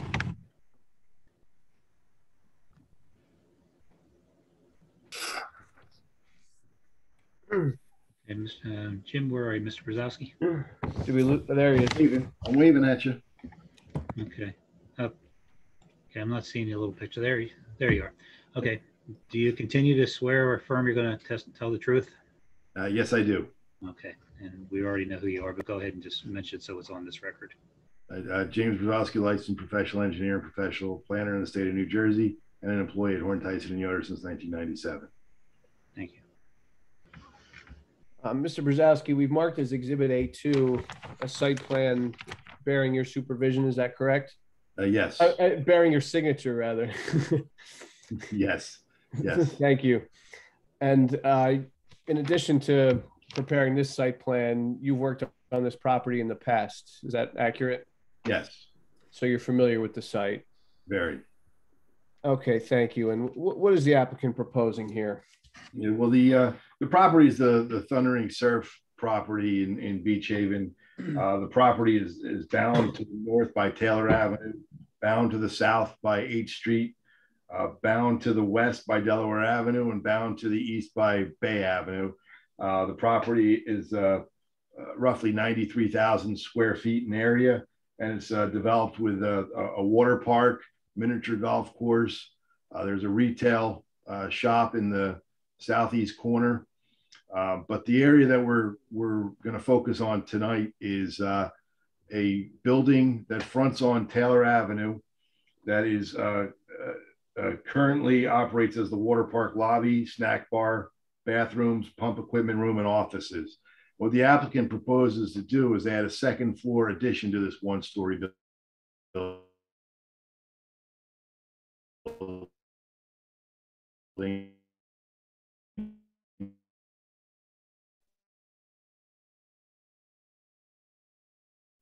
Into one of the property, run into difficulties with seasonal employees.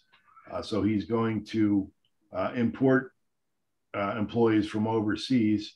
So these employees are coming without vehicles, and he's going to house them in the apartment that is to be constructed.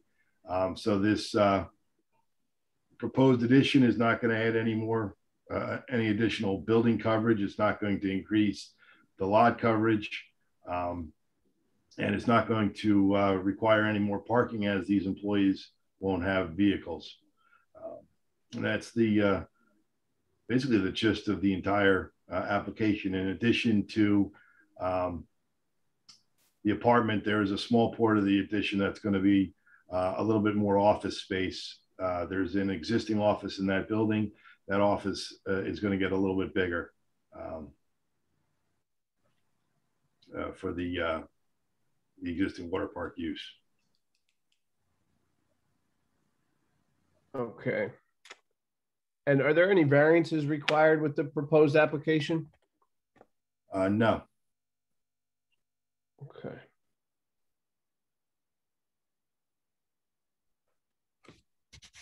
Taking a look at Mr. Little's letter.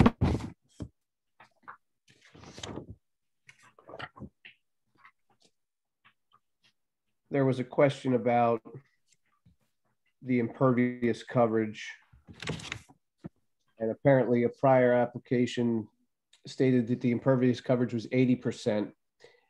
Can you comment on the impervious coverage? Yeah, it would be extremely difficult to calculate the impervious coverage on this property. Looking at things in 3 dimensions, we've got water slides that are, 30 feet in the air. The coverage is under them. Basically, what we're proposing does not increase the impervious coverage. That much I can tell you. Furthermore, the property, although it may have 80% impervious coverage, a lot of that coverage are swimming pools or pool areas, ponds for the golf course, which trap water as opposed to running, having water run off. So, I don't think that impervious coverage for this application is an issue. We could add a note that previously 80% was approved. Yeah, Jim, this is Frank Little. I guess my main concern for your testimony was that this is not going to increase impervious coverage because it's going over things that are already covered. That is 100% my testimony.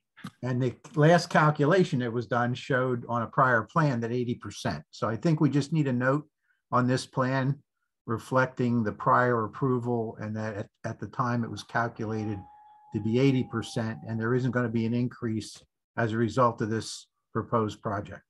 Just, do you know what plan cited 80%? I can go back and look. We can make that a condition, and I'll go back and look at one of the resolutions where that was determined, and we'll add the note from that. Okay. Very good. The building coverage is not increasing either. Is that right, Mr. No, Badesky? this is the second floor addition is on top of the existing building. Okay. I don't believe the building coverage is increasing.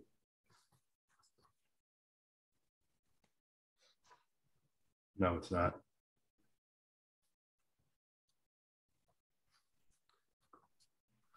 Okay. And there was a note in Mr. Little's letter about the air conditioning units. I understand that those are going to be placed on the roof. Is that your understanding? In a conversation with the applicant and the architect that we had earlier, it was stated that the air conditioner units will go on the roof of the proposed second floor behind a parapet wall. So they'll be screened from a view from Taylor Avenue. Okay. All right.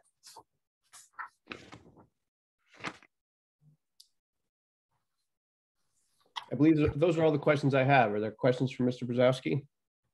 Is there an overall height issue with this application? The building will comply with the 35-foot height. It's actually proposed at 32 feet. Is that right? Yes. Okay. I guess I'm a little confused as to why you have come to the land use board. I don't see an issue. Well, it requires a site plan. Yes. Okay. And it can be a conforming site plan, and it doesn't require any variances, but they do have to have approval from us. Yeah, got it. I just would like to say, the Thundering Surf together with Fantasy Island make up a great draw and attraction to Beach Haven that brings in vacationers, and there are people also together with Schooner's Wharf even to the north. It's a great draw on Beach Haven. And the construction of this apartment to allow employees so that Thundering Surf can remain a functioning part of the community, I think is a benefit to Beach Haven. Are these apartments going to be limited to employees, or can they be rented out to non-employees? It's one unit with multiple bedrooms, so it's just one dwelling unit. But the applicant's proposal is to just use it for employees. So would there be a restriction that this 4-bedroom unit cannot be rented out to non-employees? Mr. Masenko is shaking his head that he would be agreeable to that. I'll have him testify next.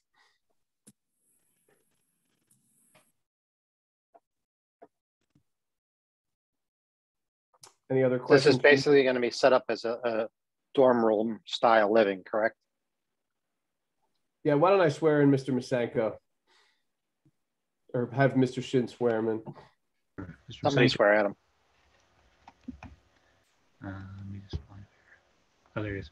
Okay. Raise your right hand, sir. Do you swear or affirm the testimony you're about to give shall be the truth? Up, you're muted.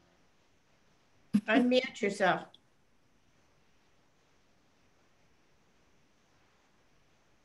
You're still muted. You're not unmuted.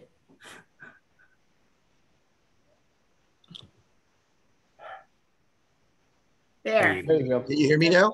Yep. Yes. Yep. Okay, thanks. Sorry about that. So you do swear and affirm the testimony you're about to give should be the truth? I do. Okay, and your name and address. Chris Masenko, 17 Central Avenue, Toms River, New Jersey. Okay. And Mr. Masenko, the subject property is owned under DMM Associates, and then that, which is a general partnership, that particular entity is owned in part by 3 other entities. And do you represent that you have the authority to speak on behalf of DMM Associates? Yeah, I do. Okay. And how long have you been affiliated with this property? 35 years. Okay. 37 years. And you've been before the board a number of times with various applications, correct? Yes. Okay, and if you could just give an overview to the board of what we're proposing here and the reason for the one-story residence with office space. To answer the gentleman's question, this is not going to be rented out because I'm desperate for places for employees to stay. We bring in J1 visa students from Europe and Asia because we can't get enough locals to work. And so we're forced, and we've been forced for many years, but it's gotten much, much more critical now. So we bring in students from Europe and Asia, and there's no place for them to stay any longer. There was a time when it was pretty easy to get housing, but it's not any longer. And without the J1 visa program, we can't operate anymore. It's just not enough employees. So that's strictly for employee use only and no rentals to anyone because I desperately need space for them to live. Okay, I have a question. How many employees are you planning to put in those 4 bedrooms? And are they all the same sex? No, in fact, there's going to be 10 people and there are 2 separate bathrooms, a men's and ladies bathroom. But yes, the apartment will be both sex with 2 different sets of bathrooms. Okay, and only 10 people? That's it. Okay. That's a lot from him. I mean, that's well, I think they put 23 in the top of the movie theater, so right. But that's I wish I had the space. Did you have the old Jack's Bakery building next to the Marlin as well? I do not. We sold that. Oh, okay. I didn't want to sell it, but I had partners and they wanted to sell, so I'm left without those apartments. Oh. That is really the reason. I had those apartments upstairs and no longer have them. So I'm really in a tough spot. Well, they should have realized that put you in a tough spot when they wanted to sell it. And should yeah, but you know, I wasn't a majority owner, so I couldn't. Yeah. All right. You can't do what you can't do. I know. All right. Does anybody have any questions? If not, I'll open it to the public. Just a quick question, Bonnie. So what's the hours of operation? Is this is summertime? Yes, they would be. They would be occupying those apartments from approximately June 12th when they arrive, somewhere between the 7th and 12th, and then they all leave by Labor Day. Labor Day weekend, that's the last time they work, and generally they leave and go toward the United States. And otherwise the apartments are going to be vacant. Vacant. For the wintertime. Yes. Thank you. Would you rent it out in the winter? Absolutely not. Yeah. Any other questions? Okay, can I have a motion to open it to the public, please? Motion I to so open move. to public. Second, Penny. Penny and Jerry. Are there any public comments?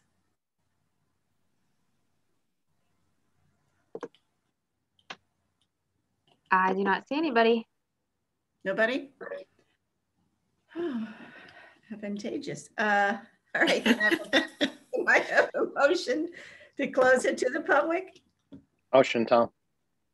Second, Scott. Tom and Scott. Okay. Now can I have a motion to approve or deny this application? Motion to approve, Scott. Second, Penny. Fighting over it. Time is. Baxter? Who's second? I did, Penny. I have Scott and Penny. I did. Scott and Penny. Don't fight over it. Ms. Baxter?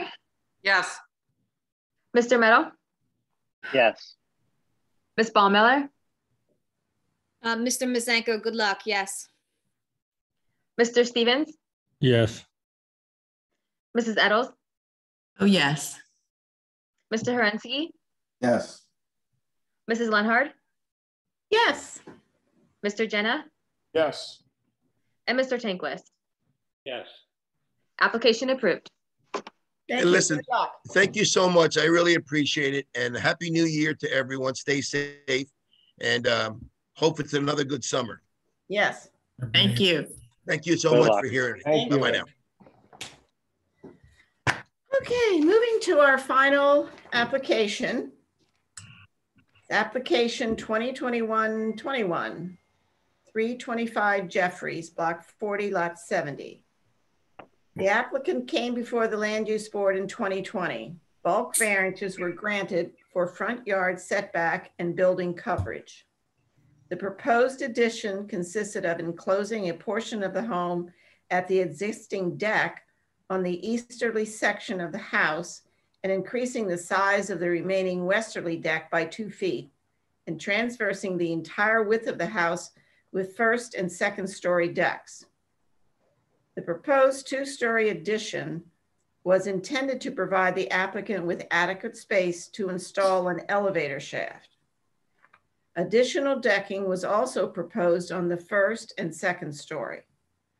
Resolution 2020-02 further indicated that the floor area ratio would not exceed 50%. When submitting the plans for building permits, it came to light that the existing floor area ratio is 56, and with the addition, the proposed floor area ratio is 61.9%. The applicant is now seeking variance for floor area ratio. And this is a D variance, so Jamie and Nicole cannot vote on this, sit and hear this. They can make comments in public comment if they choose, but that's it. Okay. And just one other thing, it's 5 out of 7 affirmative votes. I'm sure Mr. Raven explained that to you, Mr. Williams, but you have to understand that you need 5 affirmative votes to carry your application. Only the first 7 eligible members can vote on it. Thank you. James Raven on behalf of the applicant, Bernard Williams. And I have some exhibits. If you don't mind, I'll just go through those. Yes, please. Okay, A1 is your application. It was filed on or about November 29th, 21. And that includes that resolution that Bonnie mentioned, 20-20-2 from April of 2020.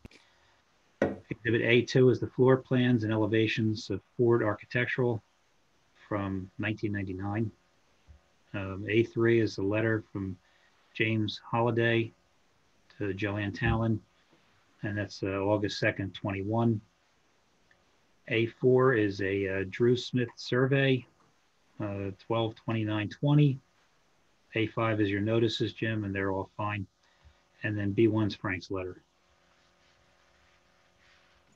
Thank you.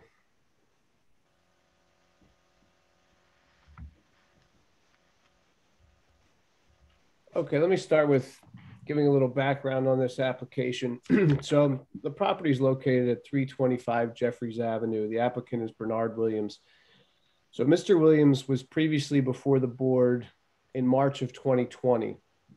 And at that time, I did not represent Mr. Williams at the time, but I was present during the application. I recall the application, and what he was seeking were bulk variances to for an addition on the home, basically to put an elevator in the home, and also as part of that renovation, some additional deck space and really some entry foyer areas in the area of the elevator to accommodate ingress and egress to the elevator shaft. The whole purpose of the application really is to accommodate Mr. Williams. He's basically restricted to a wheelchair and a walker. And the idea was to provide additional decking space to maneuver the wheelchair and also to allow him to have the elevator go from the ground floor to the third floor. And at the time that the application was submitted to the board, there was discussion as to whether or not there was a floor area ratio issue. And at the time, the applicant did not believe that the proposed development would trigger a floor area ratio variance. As it turns out, the Beach Haven's floor area ratio ordinance was put into effect in 2000. I believe it was June of 2000. And that's the ordinance that says your habitable area cannot exceed 50% of the lot area. So this house was constructed in 2000, presumably just before the floor area ratio ordinance went into effect. So the applicant was the one that constructed the home, and we attached copies of the architectural drawings that were submitted for the original home back in 1999. And the floor area ratio was 56%. And the applicant did not realize that when the applicant came to the board the last time, and it did not come to light until following the approval of the application. The applicant's architect was submitting for building permits with Beach Haven, and that's when the zoning officer in Beach Haven realized that the existing home has 56%, and with the proposed elevator shaft and the adjacent foyer and entry areas associated with the elevator, that it would increase the floor area to 61.9%. So, and this did not come to light until August of this year. So following the applicant's approval, Mr. Williams in the interim actually installed 4 chairlifts into the home and has been utilizing those, which is not convenient in any way, but there's changeover stairs, and he's basically had to use these 4 different chairlifts going up the various staircases. So Mr. Williams is now coming back now that the floor area ratio issue has come to light. We're returning to the board to request a special reasons variance for the floor area ratio. Nothing has changed with respect to the application that was previously before the board with respect to the plans anyway. The project is the same. No new plans have been submitted. So the elevator shaft is still being installed. Everything that was before the board and approved is what's being proposed. We're simply adding the variance request for the floor area ratio, which the applicant was not aware of at the time of the prior application. Mr. Williams is present. He will provide additional testimony. I also have Jim Holliday, who's the architect on the project, and he can provide some additional testimony regarding the project history, and also just being that this was heard back in March of 2020, some of the current board members may not have been present. And if you were, I'm sure you don't remember it, being that it was March of 2020. So I'll have him catch you up to speed as far as what's being proposed. I believe that's all I have as far as the background. At this point, I'll call Jim Holliday, the architect.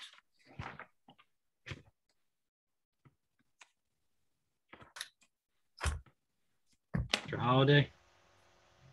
Lauren? He's raising his hand there. Okay, hang on a second, Jim.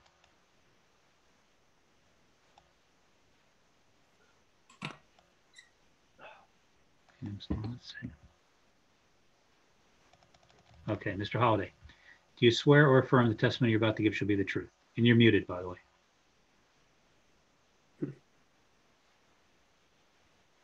Mr. Holliday, you're still muted. There you go. Can you hear me? Yes. Okay, great. Do you swear and affirm the testimony you're about to give should be the truth? Yes. Okay. And your name and address. And Mr. Raven, I'm going to have you qualify him as well, please. So for now, Sure. your name and address, sir. My name is James Holliday. My business address is 30 Jackson Road, Medford, New Jersey, Suite A-4. Thank you. Mr. Holliday, you're a licensed architect in the state of New Jersey? That is correct. And you previously testified on this application back in March of 2020? I was not present at the time. I was not asked to be present at the time. So no, I was not. I'm sorry, but you were involved with the project, preparing the architectural drawings? Yes. Okay, have you testified in the past before any land use boards or zoning or planning boards? Yes, I have. Okay. And how long have you been a licensed architect? I've been a licensed architect since 1990, just about the time when I opened my private practice in the state of New Jersey. Okay. I'd ask that the board accept Mr. Holliday's qualifications as an expert in architecture. Yes, we'll accept him. Thank you. So, Mr. Holliday, you've heard I've given the board a little bit of a background on this project. So if you could just add to what I said a little bit about what we're proposing, the elevator shaft, and I've described sort of the adjacent entryway areas. If you could give a little more detail as far as the architecture as to how that works. Okay, well, on the ground level, we obviously proposed the elevator. Within that area, we also proposed, a transition area to make the transition from, outside into the elevator. So we expanded that foyer area of the existing house to accommodate that. There was also an existing closet on the first floor that we reconfigured to make it more convenient for access for that area off of the foyer of the existing stair. That's on the ground level. On the what we would call the first floor area, which would be the second level, obviously we have the elevator, and it empties out onto the more of the common areas, the family room, and there is an existing bedroom off of there, but it does enter into the family room of the residence.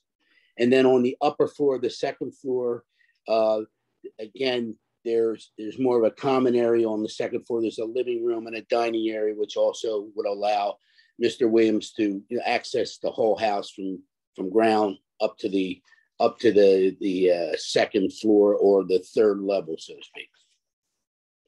Okay, so the additional floor area that we're requesting, going from 56% to 61.9%, that's all associated with the elevator? That is correct. Not just the shaft specifically, but it's just what you described. We're not expanding any bedrooms, kitchens, adding bathrooms, anything like that. No. The area would basically was expanded so that the elevator and the living space will allow the transition from usable space into the elevator. Okay. And then how did it come to light that you needed the floor area ratio variance? I submitted a letter with the application from you to the zoning officer. If you could just give the board a little bit more of a background on that. Okay, well, I was aware that we were increasing the floor area. I was not aware at the time that the existing house exceeded the actual heated area that was required. As you mentioned, it was that was put into a place after the house was constructed. But I knew that we would be increasing the area of the floor. I spoke to the Joanne Talon town on back in, I guess it was end of July, beginning of August. And she asked me to basically outline what the existing square footages are of the existing house on the various levels, and then also the proposed areas that would be increased by adding the elevator. So I submitted the letter that's dated August 2nd, 2021 to clarify that. Okay. And by installing the elevator shaft, that will increase the safety of the home, particularly with respect to Mr. Williams? Yeah, absolutely. Okay.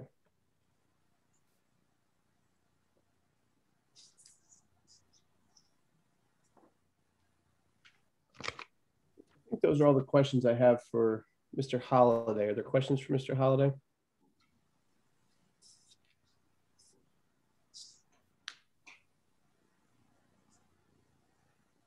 Any questions? Anybody have any questions? No. This is Jim, Stephen. Okay, Jim. I'm confused. With the packet we got, I see a set of architecturals that are dated 99. I assume they're the original architectural. That's correct. Yeah, those were the original architectural drawings that show that the existing floor area is 56%. Okay, but I'm not seeing what you're proposing. Is there something that I didn't receive, or? I have no idea where this elevator is going or why we need to do what we're doing. That was all submitted with the prior application. What we marked as exhibit. What I see with the prior application is pretty fuzzy, and that's why I was asking for it now. What exactly? I mean, obviously you submitted plans to the borough, but I haven't seen what was submitted. So what is it that we are trying to rectify? Lauren, are you able to pull up the A4? I'm not exactly sure what that's going to show, but I just want to see what the Drew Smith surveying exhibit shows. Sure. Currently, or from before, you mean? This was submitted with the prior application. Yeah, I pulled all that up. I have this one here, or are you looking for when it was previously? No, that's the we never were submitted. We were never given those plans. They were the plans that were actually construction in 99. Right. Mr. Shin had marked an exhibit from Drew Smith surveying. Do you have that, Lauren? Let me take a look. Do you have the plans? Is there a set of plans that were submitted to the borough? Only with the prior application. Okay, well, we don't have those. We were never given those plans. Maybe they're the plans we probably need to look at now to see if we're willing to go this far. I mean, we all thought it was conforming to floor area ratio, you know. Mm-hmm. We're over to begin with, and now we're pushing it farther.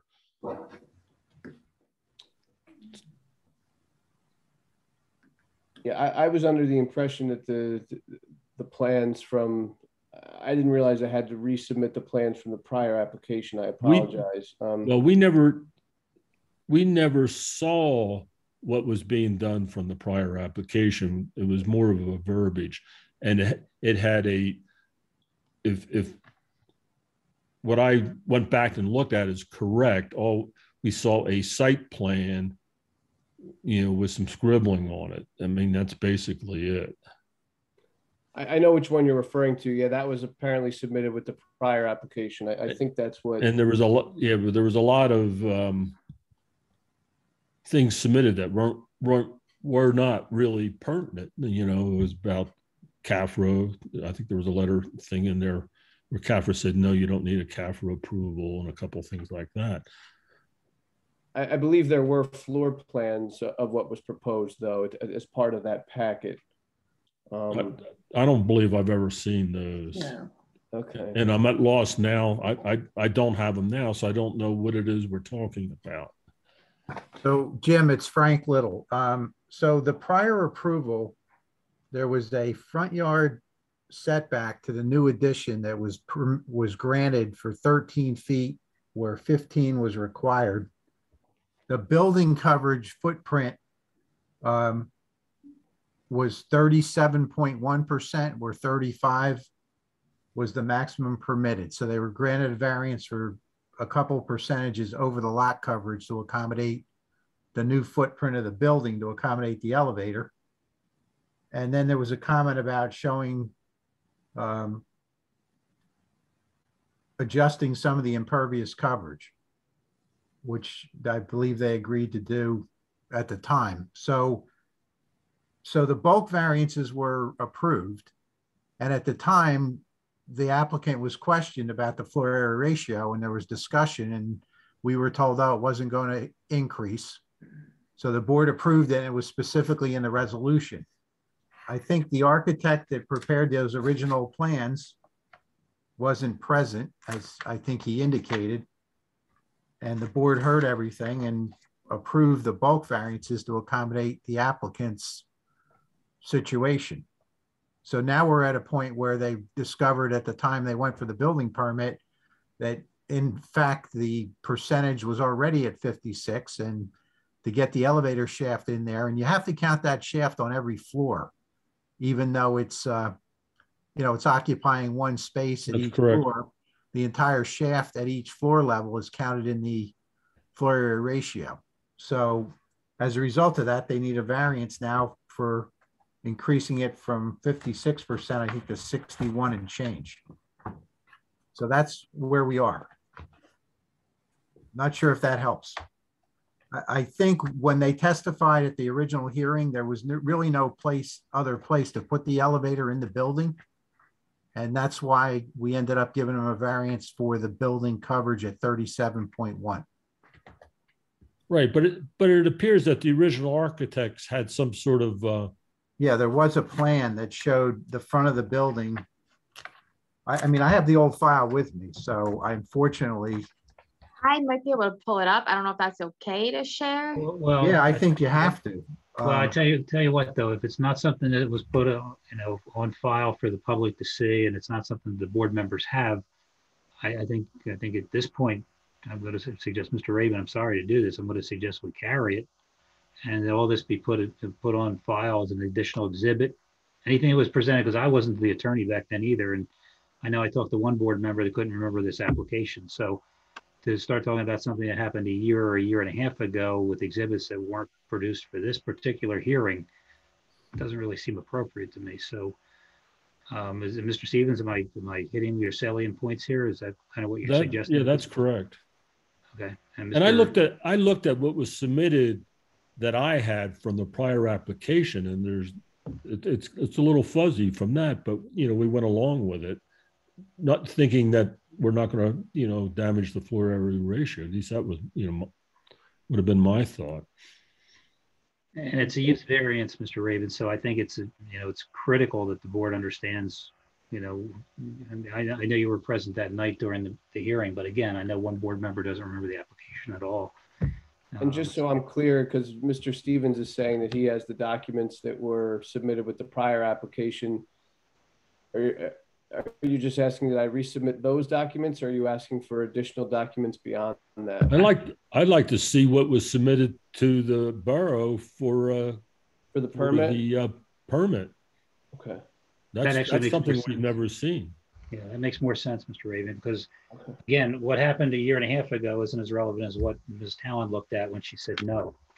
So I think that's whatever Mr. Halliday or whoever presented to the borough with the I guess as-built survey, I'm not even sure because I don't have anything to look at. So I think if you're willing to carry it, waiving the timeframes again, I hate to do this because February is going to be busy already. But I mean, I was in the same, I'm in the same boat because when I read the exhibits, one's from '99, which doesn't really help us very much.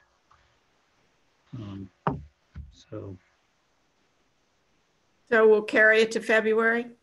I think we have to. I think Jim Stevens has some good points with this, and until we see, and whatever happened a year and a half ago is not really as relevant as what is there now that Ms. Talon looked at when she said you have to come back to us, because we don't know why she sent it back to us. We just know it's 61%, but not why. So that's what I think Mr. Stevens is driving at. So Mr. Raven, were you going to ask to have it carried and waive timeframes? Sure, yeah. Based on the board's comments, we'll request to have the application carried to the February 7 meeting, and the applicant would agree to waive all time limits within which the board's required to act. We would request that no further notice be required, and prior to the next hearing, at least more than 10 days prior to the next meeting, we'll submit plans from Mr. Holliday demonstrating what was submitted to Ms. Talon for permits earlier this year. Okay. Can I have a motion to carry this application? Oh, what's the number? 2121. 2121. Lauren, just the first 7 people eligible. Got it. All right, we got a first and second. We have who is eligible to vote would be Mr. Metal, Mr. Stevens, Mrs. Eddles, Mr. Herensky, Mrs. Lenhard, Mr. Jenna, and Mr. Tinquist. Right. Do we have a motion? I'll so move. I'll second. Tom. Mr. Metal? Yes. Mr. Stevens? Yes. Mrs. Eddles? Yes. Mr. Herensky? Scott? Mr. Herensky? Wake up. Yes. There he is. Scott? Yes, yes. Mrs. Lenhard? Only vote once. Yes. Mr. Jenna? Yes. And Mr. Tinquist? And just so everybody, and if there's anybody in the public, what Mr. Raven's doing is he's going to come back with supplemental plans that will be filed and put online for the people to look at. It will be carried until the February 7th, 2022 meeting at 6 o'clock or as soon thereafter as we can be heard. And there's not going to be any further notice required by Mr. Raven on behalf of his client for that. Okay. Thank you. All right. I think that does it for tonight, but one quick question, Lauren. Do you have any other applications for February already? The only one that I have would be the Creperie. They're just waiting for approval from Historic. Yes, and then there was something else. Frank, I don't know if you can help me remember. I can't think of it off the top of my head. You probably know it better than I do. Maybe. Yeah. You can think of anybody else in February, because I don't want to get too many applications. There was a repeal, or there was an appeal of the zoning officer's decision, Bob. Yeah, I don't know anything about it, Frank. I wrote to you. The only thing that I saw was the letter from the attorney suggesting that, but I didn't see any more information when I copied you on an email. Yeah, and that's all I had. And I think the question on that is whether I believe there probably is an application fee to the board for the applicant, for whoever's making the appeal of the decision. There should be something. Most towns have a fee for something like that. But that I just had a recent case in Ship Bottom similar to that, and so we really need to look at the ordinance to find out if there's if other than a letter, there may be an application, a fee, and I'm not sure. We'll have to check on that, and I'll coordinate with Lauren. But then that would be, we have 2 carryovers if the Creperie comes in, That's and then 3. we'll have the appeal. And that would be 4. So that would be not enough. Yeah, I wouldn't go any more than that More than that. meeting, and anybody else that comes in, we probably wouldn't deem complete anyway until. I really only like 3. 3 is a good amount. Well, really. I think 2 of these are carryovers, so they may go a little quicker than the first time around. Okay. So.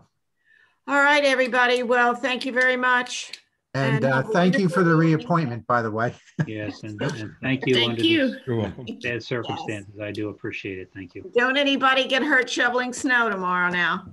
Nope. Behave yourself. Did it Good snow? The only people are going to get hurt are the Rommel's work crew. Yeah. Motion to adjourn, Bonnie. All right. Thank you very much. Motion. Thank you, everybody. Bye, guys. Hi, everybody. Welcome. Good night. Right. Yes, we adjourned. Good night. Good night.